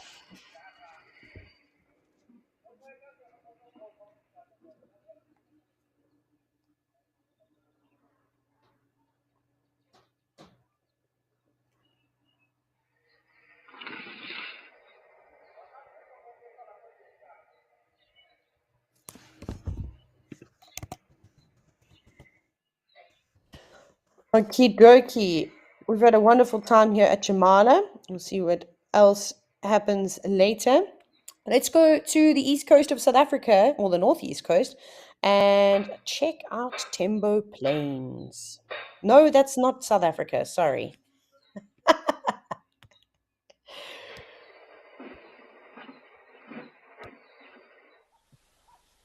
Sorry, everybody. I had a moment there. My brain glitched. Please excuse me. I don't know why I heard Tembe Elephant Park in my head. That's on the northeast coast. Tembe, Tembo Plains actually occurs in Zimbabwe in the lower Zambezi Valley. How cool is this? We have a termite mound, a baboon, and an elephant all in one scene. And you can see how hot it is. And that I'm sure you all know is called a mirage, but it's essentially an optical illusion which is caused by various atmospheric conditions. I mean, you typically see it in really hot conditions, and it's something that I've actually seen personally in the Lower Zambezi Valley. I haven't spent any times in this part of it, but this was an old hunting concession called Sapi, which has now been taken over, and the restoration of this wilderness area is in progress, which is wonderful. There's no more hunting that goes on there. It's completely a photographic safari area. But on the other side is the Lower Zambezi National Park. And most of you who know me know I've spent a lot of time there. It's in fact my favorite national park. But being on the big floodplains below the Zambezi escarpment, you sort of see those mirages, and it almost looks like there's lots of water in the distance. And of course, there's many movies about that where people, of course, desperately they're stranded and they think that there's water and they just keep walking, and they never find it, which is quite sad.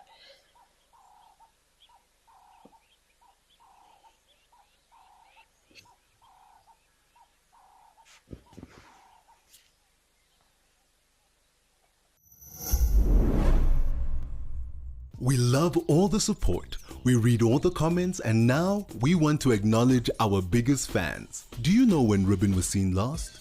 Or the names of June's cubs? Do you remember the last time we were up close and personal with an elephant? If you answered yes to any of these questions, then you are in for a treat. WildEarth's Fan of the Month. We are looking for you. For more details, make sure to read our monthly mailer and keep an eye out on our social media pages. WildEarth, it's in your nature.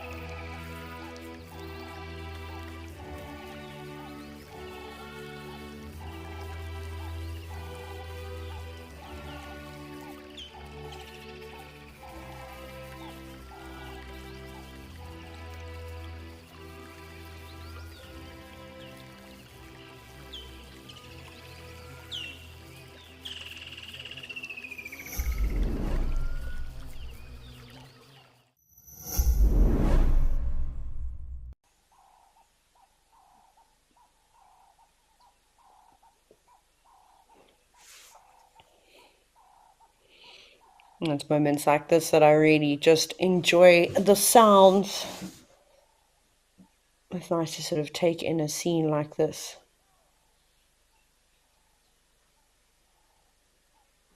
I don't know, actually. Obviously, these cameras are not like sort of 360, so you can't see all the way around. But can you see the Zambezi River from here, from this angle? I have no idea. I don't think or with me, we've ever panned as far sort of left. I suspect that the river is actually either behind us or quite far to the left. But if anybody knows, I'd very much like to hear your thoughts.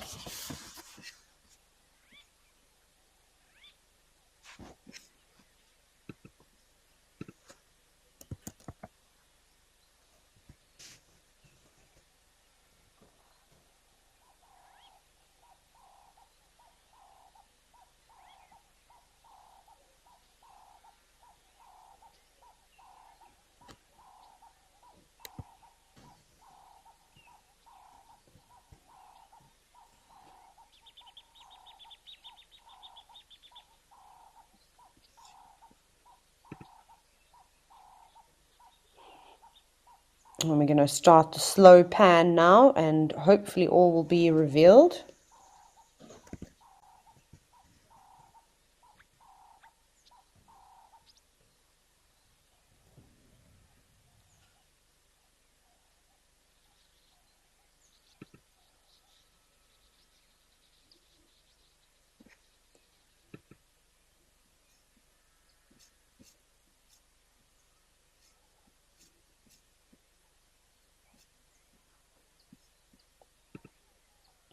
Oh my goodness, there it is. You can see it. How cool. Wow. There's quite a few islands that you can also see that form the Zambezi. This is really, really awesome.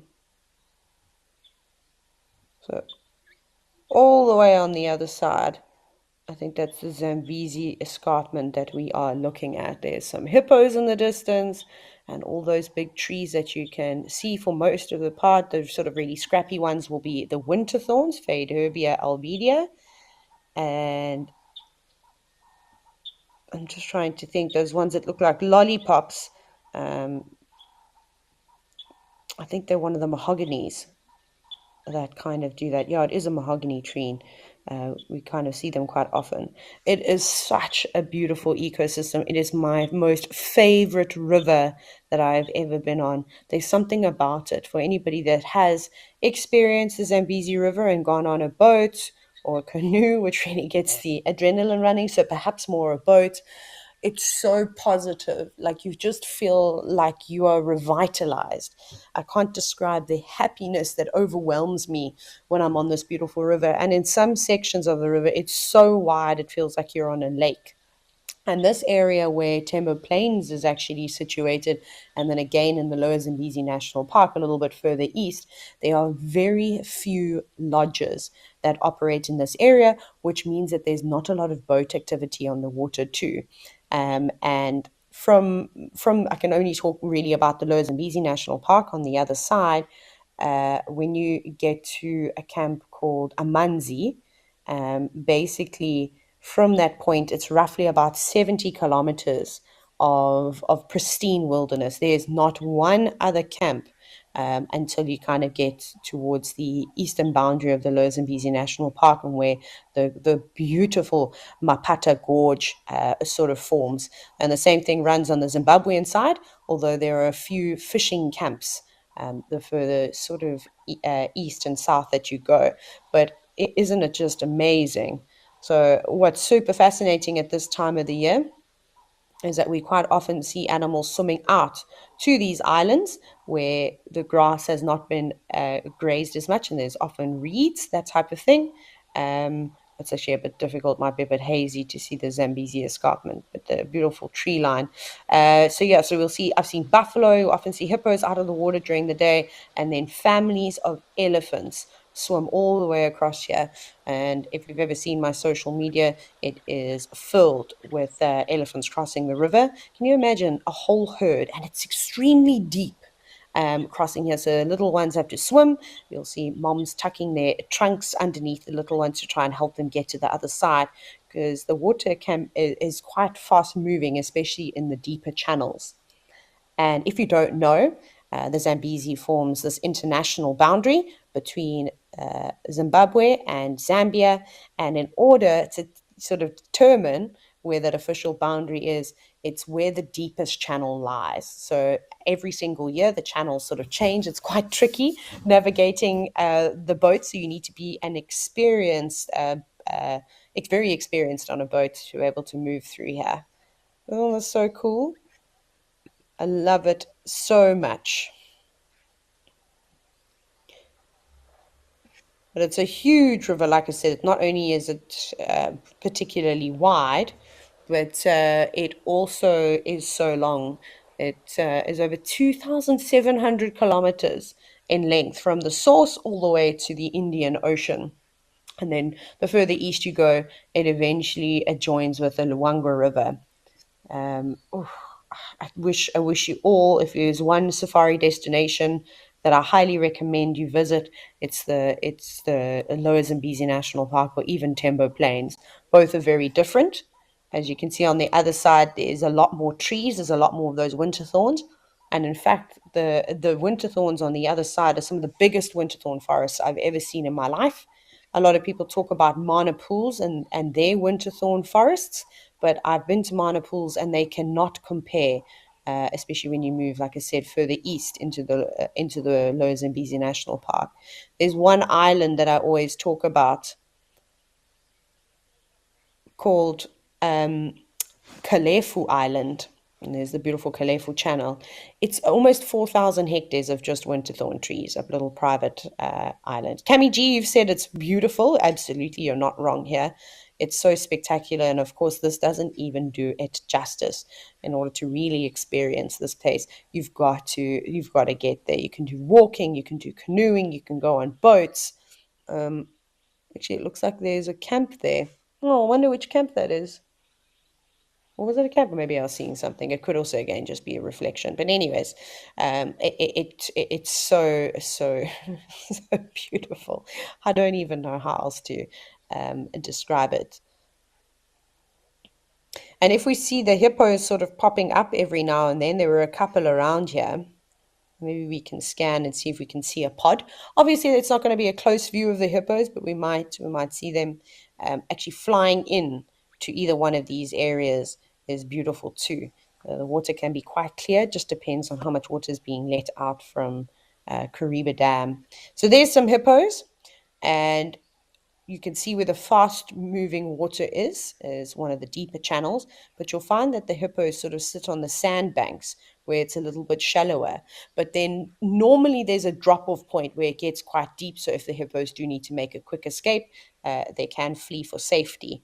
And if you are into fishing, this is where a lot of the bait fish will be, is around those hippos feeding on the feces. Hey, how's that? Hippos chumming the water in a different sense.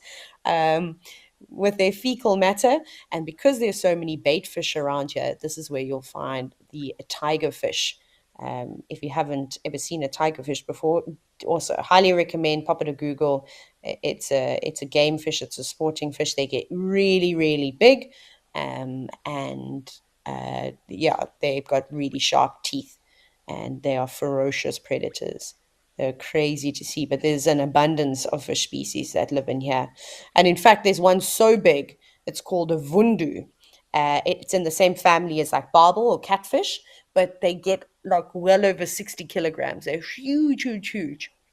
And I've heard some of the locals that live in communities surrounding these wilderness areas on both sides say that the best way to catch them, because fishing is one of the major ways, and fish form a big food source within this in this region for people, is that you use a piece of soap. And I'm sure everywhere you go, you get this sort of washing soap. Sometimes it's blue. Sometimes in South Africa, we have a green one. And that's what they'll use to catch these fish. How crazy.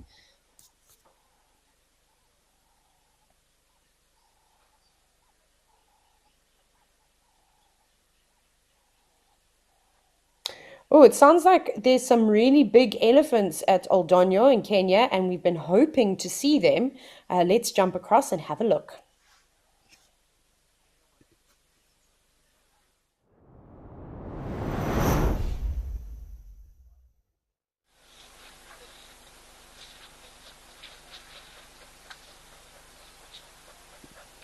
Hello, boys. Okay, not as big as what we will have seen in the past. The elephant at the back, though, he's got relatively nice tusks. Of course, what we are after, I mean, we can't be greedy. We'll take any elephant that we can get. But we want to see one of those tuskers where the tusks go straight down and almost touch the ground. Oh, elephant's doing a bit of a boogie. Has a itchy back leg. Oh, look at the size difference here between these two individuals.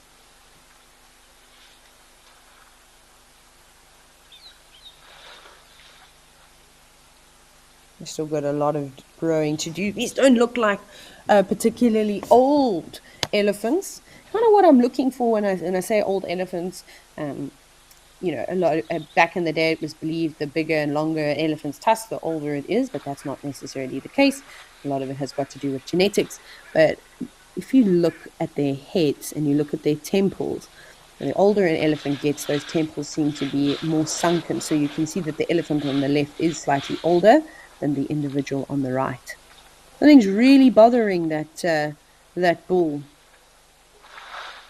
which is between his back legs. And the third one.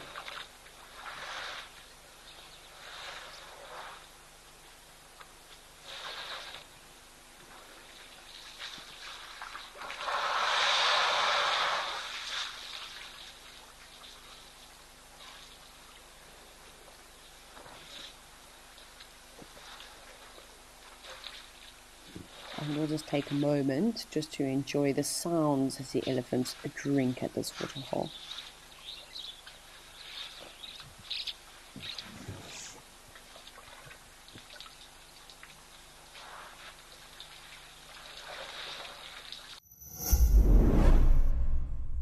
Are you WildEarth's biggest fan? Well, we have a brand new competition for you. Join our naturalists on Safari Live and listen out for weekly questions. To enter the competition, head over to our Instagram, search #WildEarthFanOfTheMonth and comment your answer under the post. The monthly winner will be determined by the total quickest and most correct answers. We announce our winner at the end of every month. Tune in to Safari Live daily.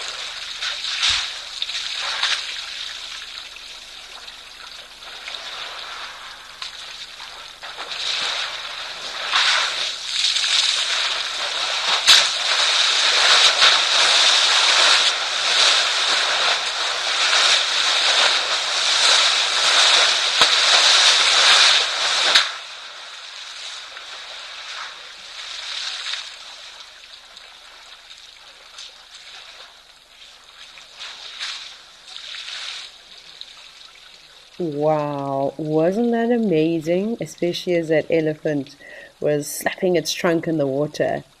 Those were stunning sounds to hear.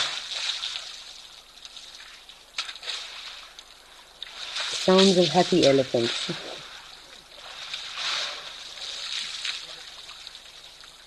I'd love to see an elephant rolling around in here.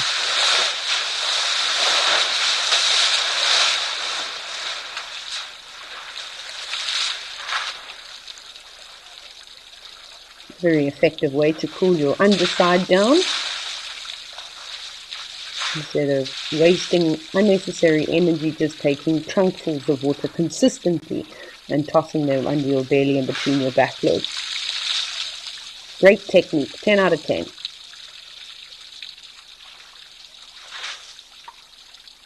On an elephant to the left, you could learn some tricks from this older bull.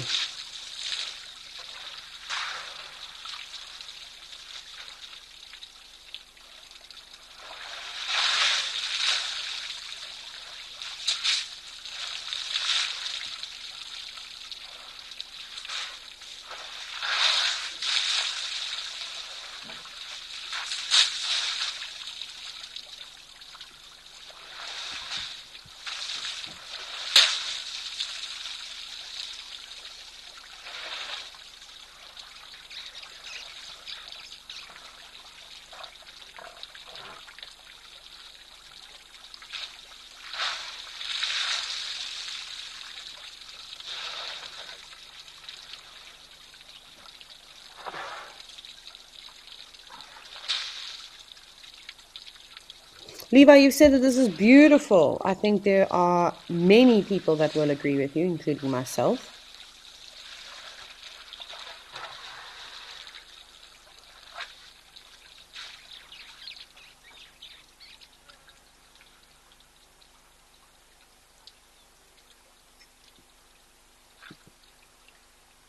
Now it's quietening down a little bit.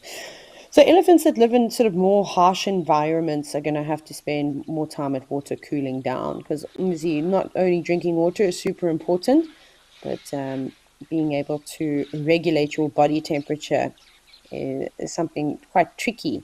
Obviously, mammals have a better ability of doing this than ectothermic animals like reptiles and things like that. So constantly throwing water all over yourself is beneficial to them.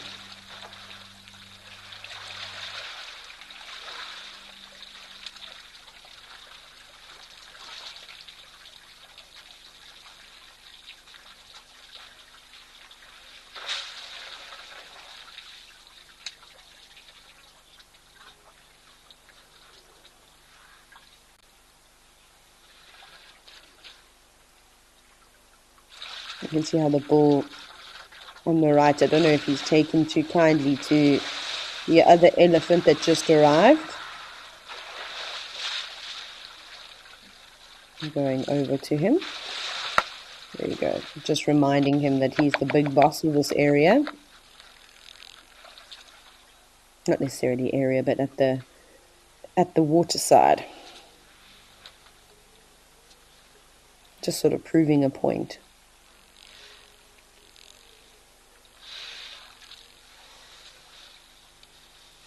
And the elephant on the left seems like he's having a snooze. He's resting his front right leg. There's almost no movement in the trunk. And it looks like he maybe even has his eyes sort of closed a little bit, just in and out of sleep. But this is how typically elephants will regain their energy. They have cat naps, just really quick ones.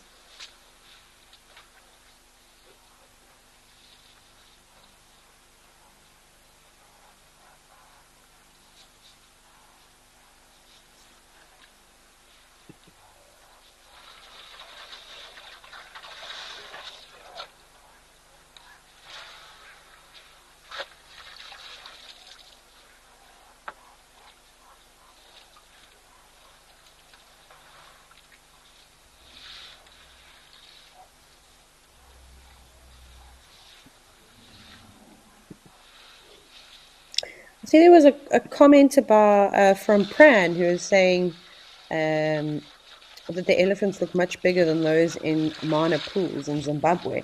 It's not really the case in terms of body size. The big bulls, they can weigh anywhere between 5 and 7 tons, maybe a bit more than that, the exceptionally large ones. But the biggest difference, though, is that the tusker gene, the gene that produces very long tusks, is still alive and well in Kenya. Whereas in Zimbabwe, for an example, there's only a couple of individuals that have got really, really big tusks. And a lot of those individuals are famous for standing up on their back legs and feeding on the winter thorn trees that we were talking about. Sometimes they also call them anna trees, just depending where you are.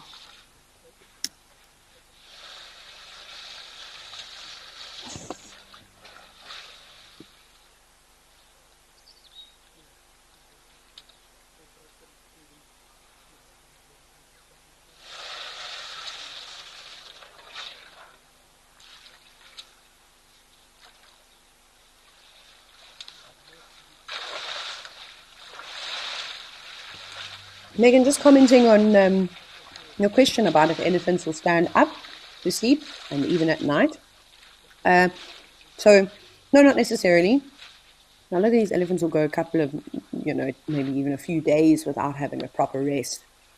But they will have these moments like what we saw with the individual on the left-hand side where they just take a break, have a little bit of a siesta.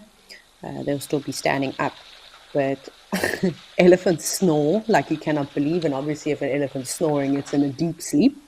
And they'll lie down on their side for a number of hours. And I'll never forget one morning, very early. It must have been, trying to think, maybe between 3 and 5 a.m., somewhere around there, where I almost drove into an elephant that was sleeping. It looked like a termite mound. Obviously, I didn't hit it, but I started slowing down, going, "What is that? Why is that termite mound directly on where the road is?" And then obviously I realized it wasn't. It was an elephant. So we sat back and then gave it like a wide berth, and then thankfully it still stayed sleeping. So the elephant.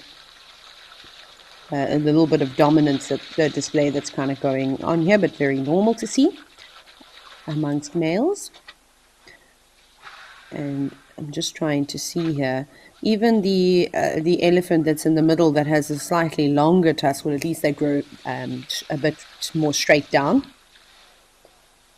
A bit more straight down in a downwards direction would have been a way better way to phrase that.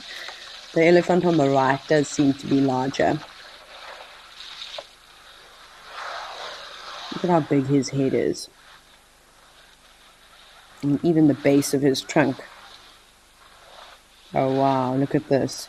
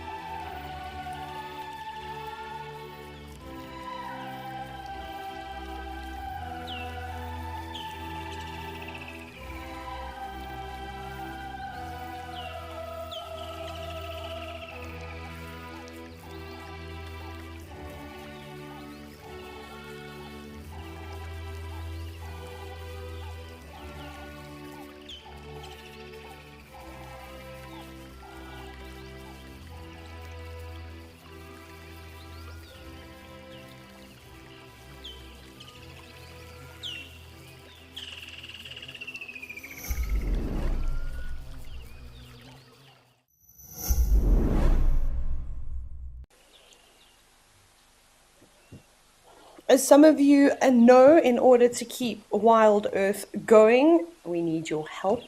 And if you are able to assist in any way, please do. But if you can donate to Wild Earth to keep all the locations up and running and all the naturalists and camera operators, allowing them to bring you this amazing wildlife, you can head over to the Wild Earth website, and there'll be a link there for donations.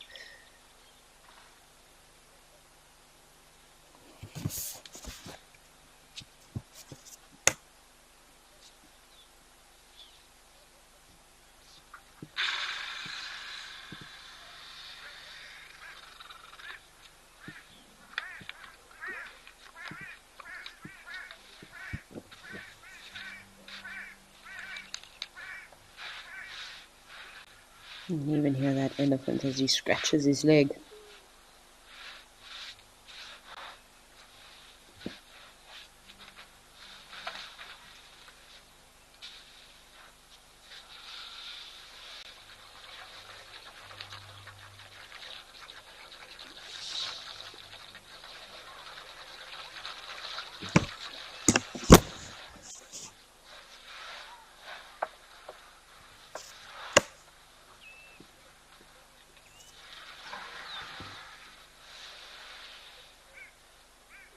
I suppose even though there's a little bit of dominance that's being displayed here, which, like I said, is quite normal, it's obviously quite nice for elephants to socialize with one another as well. They are very much on the social side of things. Obviously, older bulls tend to spend more time on their own, but I definitely think that they enjoy it. Once the dominance has been decided and there's no more competition, it's nice to just engage with one another. And these are fairly friendly engagements that we are witnessing. Now you can see the toenails of the elephant and the trunk so beautifully. See how they're all very relaxed around the water's edge.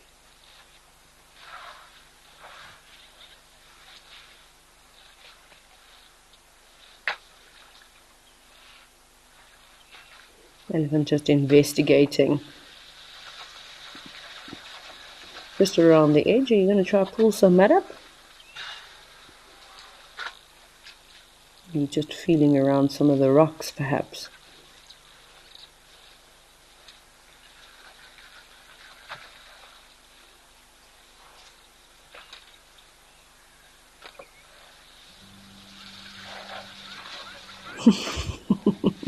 Hey, give me your trunk.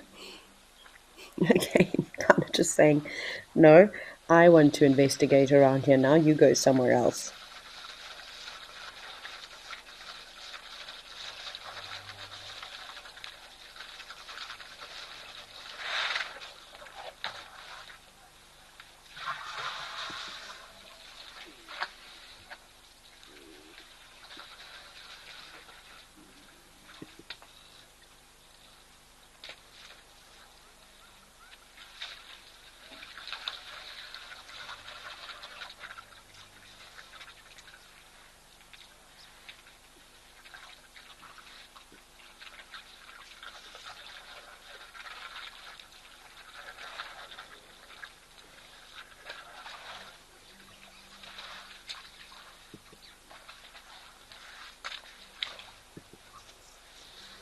Alice, you said that the trunks are like a multi-purpose tool, hands, trunk, and nose.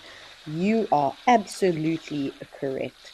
That trunk is a vital part of an elephant and definitely helps him with their day-to-day tasks. I think it must be amazing to have a trunk. Obviously, we've got hands, but we can't smell through our hands. I would really like to know what it must feel like to suck up water into their trunks and to sort of squirt it out.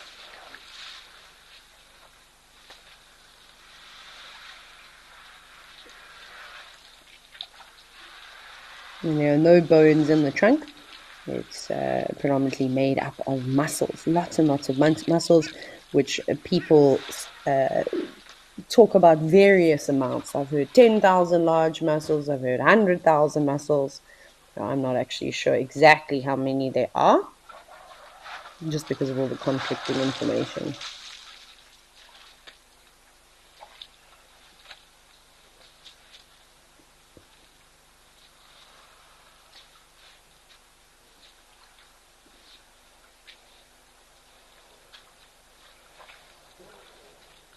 Plenty of little butterflies also fluttering about. There's a ring-necked dove that's just popped in. I also can't believe we very quickly got to see a lizard of some kind. Like I said, I think it might have been an agama, but I have no idea. I couldn't really see too much of it. I just saw sort of very camouflage colorations, like sort of neutral tones, really, more than any color.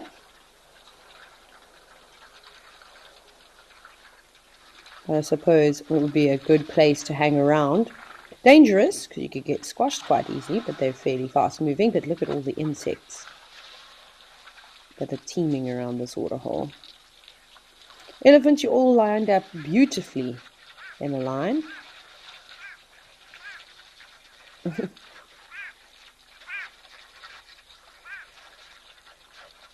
As I watch this, I don't know if it's doing the same thing to anyone else, but my eyes are growing heavy. It's so calming. If I was sitting outside in the sun, then I'd definitely be asleep by now.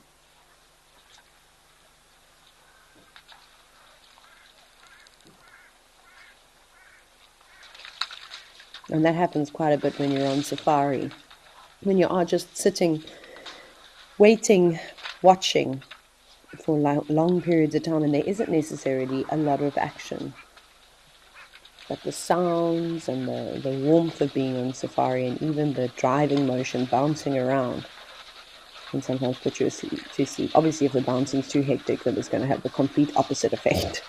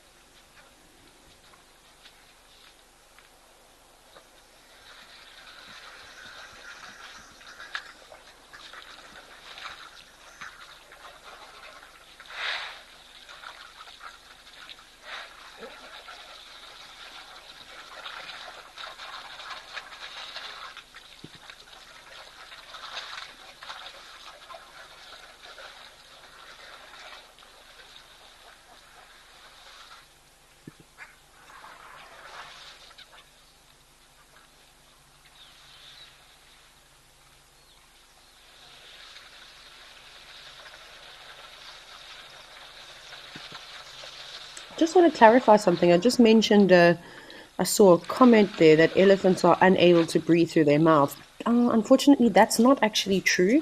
Elephants can breathe through their trunks and their mouth. So if their trunk is being utilized, especially if they're drinking water or maybe picking up dust, that type of thing, then elephants will in fact use their mouths.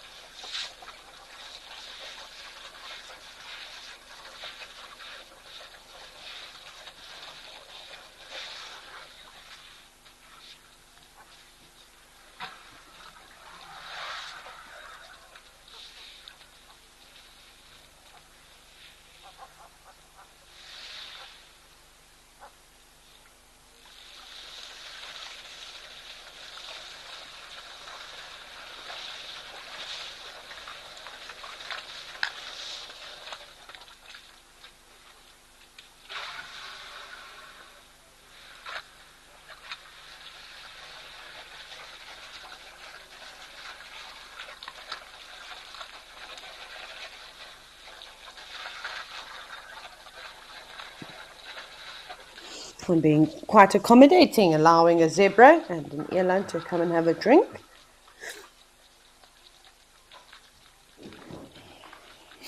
Although they're not sticking around for too long.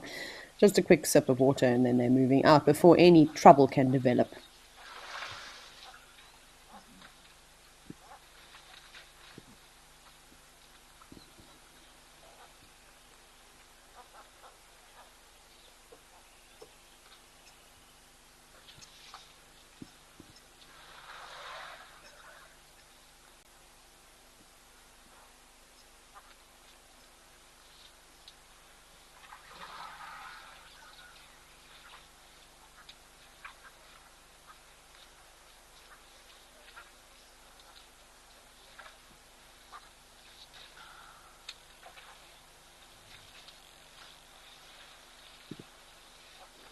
As they stand there, you can see them flapping their ears, and we all know that that's of course used to cool them down.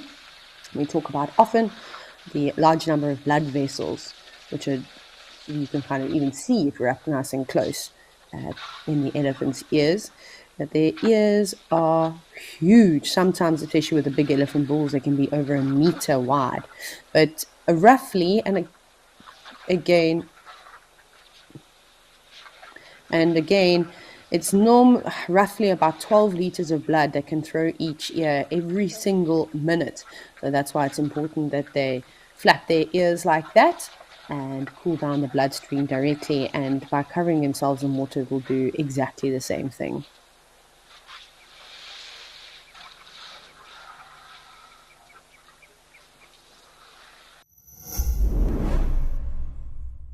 On Woodbury Lodge's episode of Destination Safari. I'm so used to views I forget to mention it sometimes. Underfloor heating in the bathrooms, air conditioning, all those luxury items. Dinner is a full three-course meal, starter, main and dessert. Early morning drive, and on that drive you might see some slightly different things, some rare things. Destination Safari, bringing luxury safari travel to the world.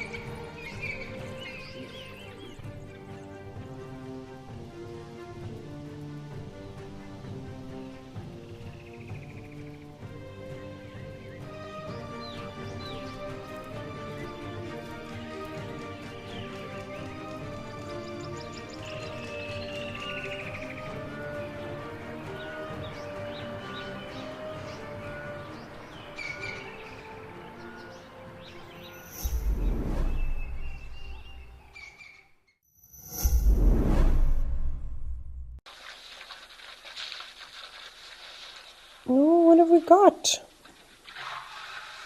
Look at what the Zoomy has found. Thank you so much. Look at that little creature. I'm just going to hopefully find some focus. Can be a bit tricky to do. Oh, wow. What are you?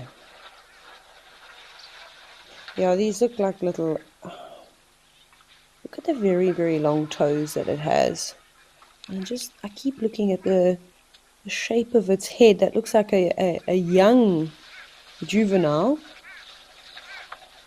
I'm still inclined to say that they are an agama species.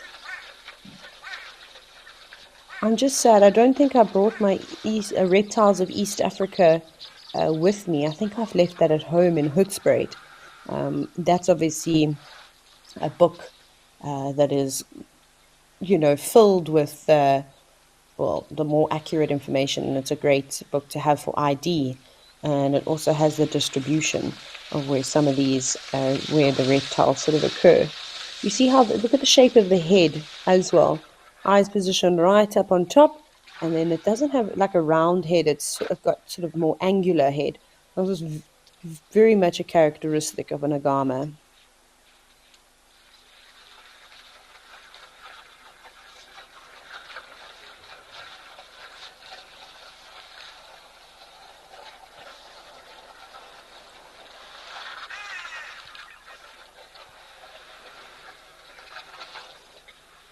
As long as toes, there will be a great adaptation for climbing. They've got quite long claws too. Looks almost like it's out of proportion. Very long back legs, so when they do run, they sort of prop themselves up and scurry across the ground. But it needs some cryptic camouflage to be exposed out on the branches like this. You get something called the red-headed agama, which you can also see in Kenya. They're beautiful. The males have bright red heads and I think it's bluish bodies. Or is it the other way around? No, it's obviously red-headed agama, Taylor. And they are fascinating with the females being more dull in coloration.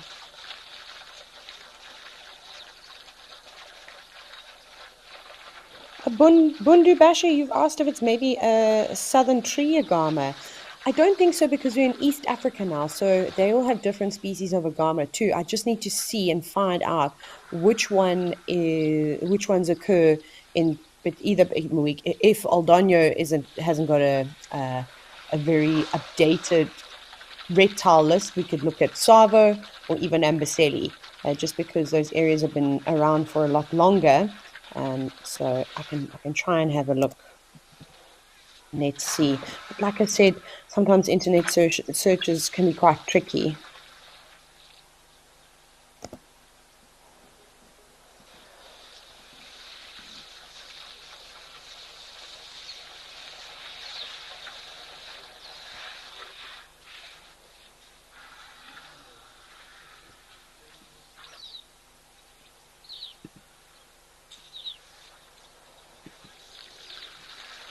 Anyways, I hope you got some screenshots. I can try and have a look at this a little bit later. Let's pop over to King's Camp and see which animals are at the waterhole.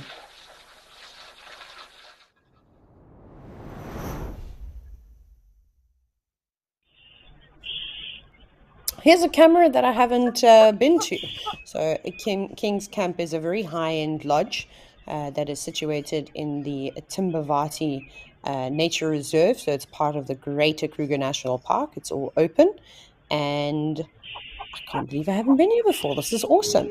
We've got a few buffalo just coming to visit.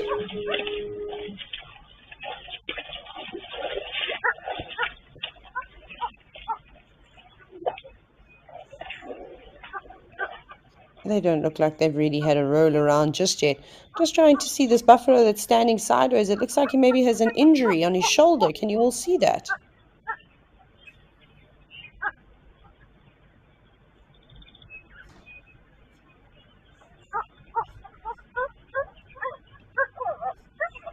Looks like quite a large wound. There could be a number of different things that cause that. Perhaps another buffalo horn.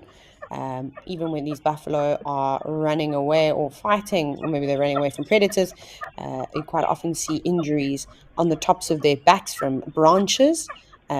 sort of poking them. And even though they have a thick hide, if you're running at great speed, the force of which a branch could go into you can cause some damage. It's obviously tricky to see. It definitely looks like a wound. It looks like there's a bit of blood around there, and that wound could have been pecked open even more by the oxpeckers, or maybe a bit of infection around there. There could even be eggs that were laid by flies in an open wound like that. And you do get some species of fly larvae that will actually feed on flesh that are on living animals, not always just carcasses. But they don't typically do a lot of damage. They'll just eat even the dead, well, not dead flesh, the living tissue around the wound, and what is wrong with me? Why can't I think of what I'm trying to say? The process of metamorphosis. Sorry. Taylor, that word was evading me. That process is quite quick in flies. They don't stay in a larval stage for particularly long. But we'll see there are a couple of oxpeckers that are on this individual, and maybe we'll see it go to the wound. But I'm just looking at, looks like there's a fairly deep hole in there. With that being said, I still think it's superficial. Animals have an amazing immune system, and of course they can get infections, but it's not always that bad. You can see the oxpecker is now just sort of sitting and sunning itself and doing a bit of preening, but it might be a bit difficult to see, but it's actually got its back feathers fluffed up, so opening or exposing the skin and allowing that air to be trapped in the air pockets that we were talking about a little bit earlier.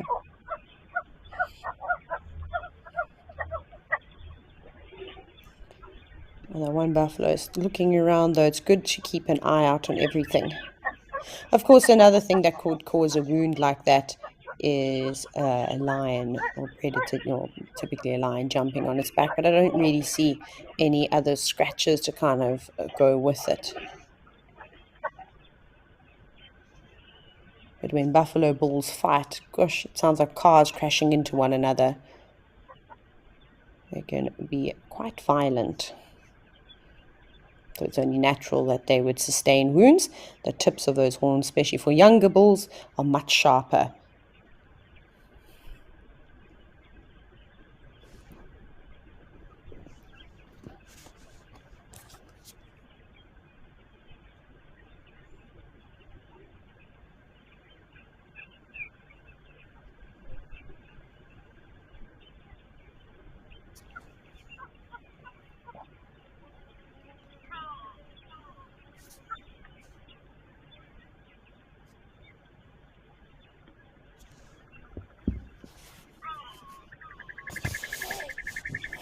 But this could be a good area to potentially see lions, or leopard in fact. Nice coverage for them to hide about and cool themselves in the shade.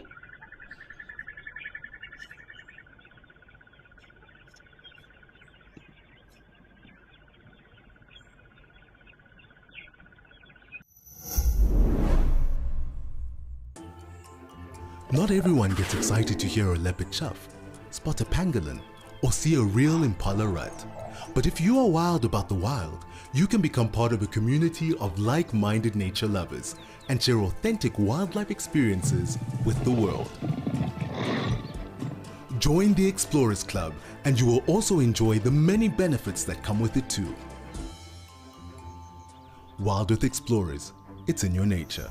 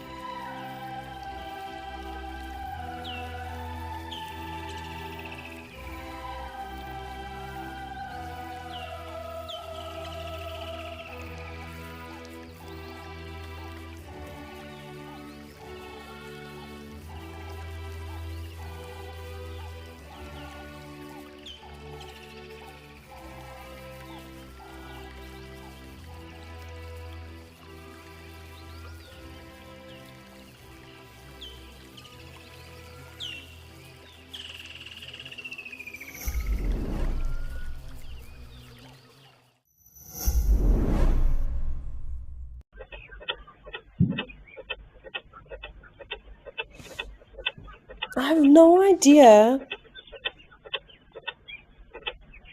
Is it a squirrel that's making that sound? It sounds like the beginning call of a squirrel. Just being quite repetitive. They heard a go-away bird now.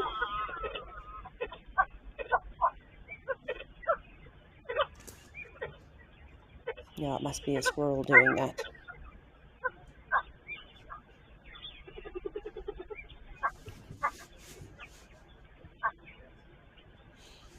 Definitely a black-headed oriole. I could hear too.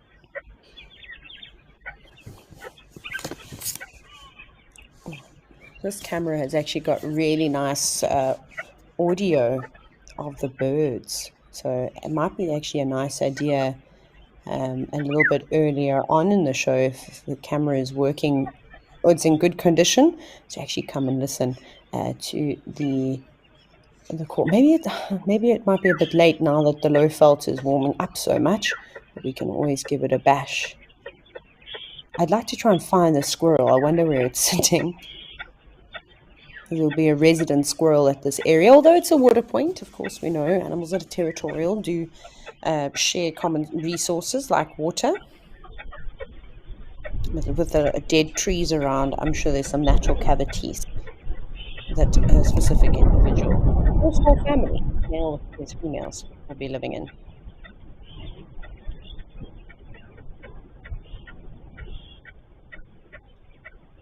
Oh, Sandra, that's very kind of you. I'm almost embarrassed to say what you said out loud, but you said that I'm a wealth of information.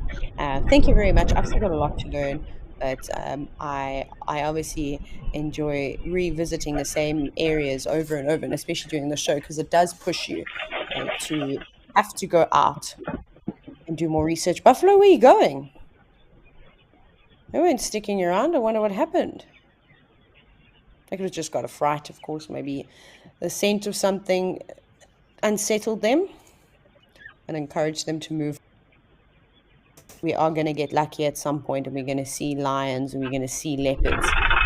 You can see they're looking to the left.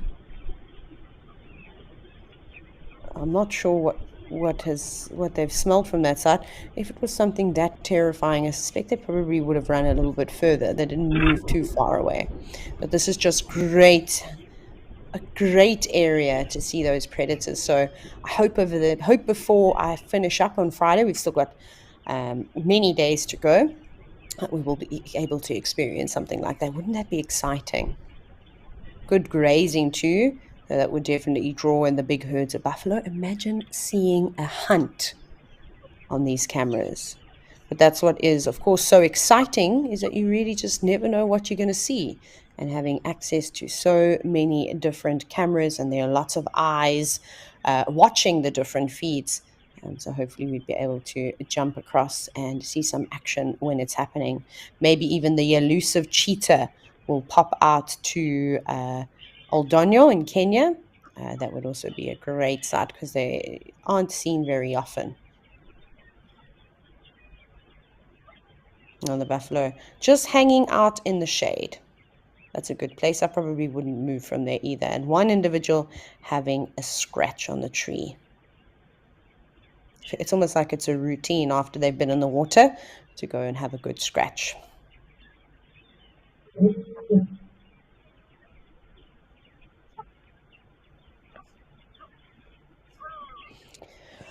But it has been a wonderful morning spent with all of you. I hope you enjoyed it. Remember to catch the sunset safari this afternoon. where the naturalists will hopefully find all sorts of wonderful things. But I'll be back on tomorrow, same time, same place. So make sure you join me for Live at the Waterhole.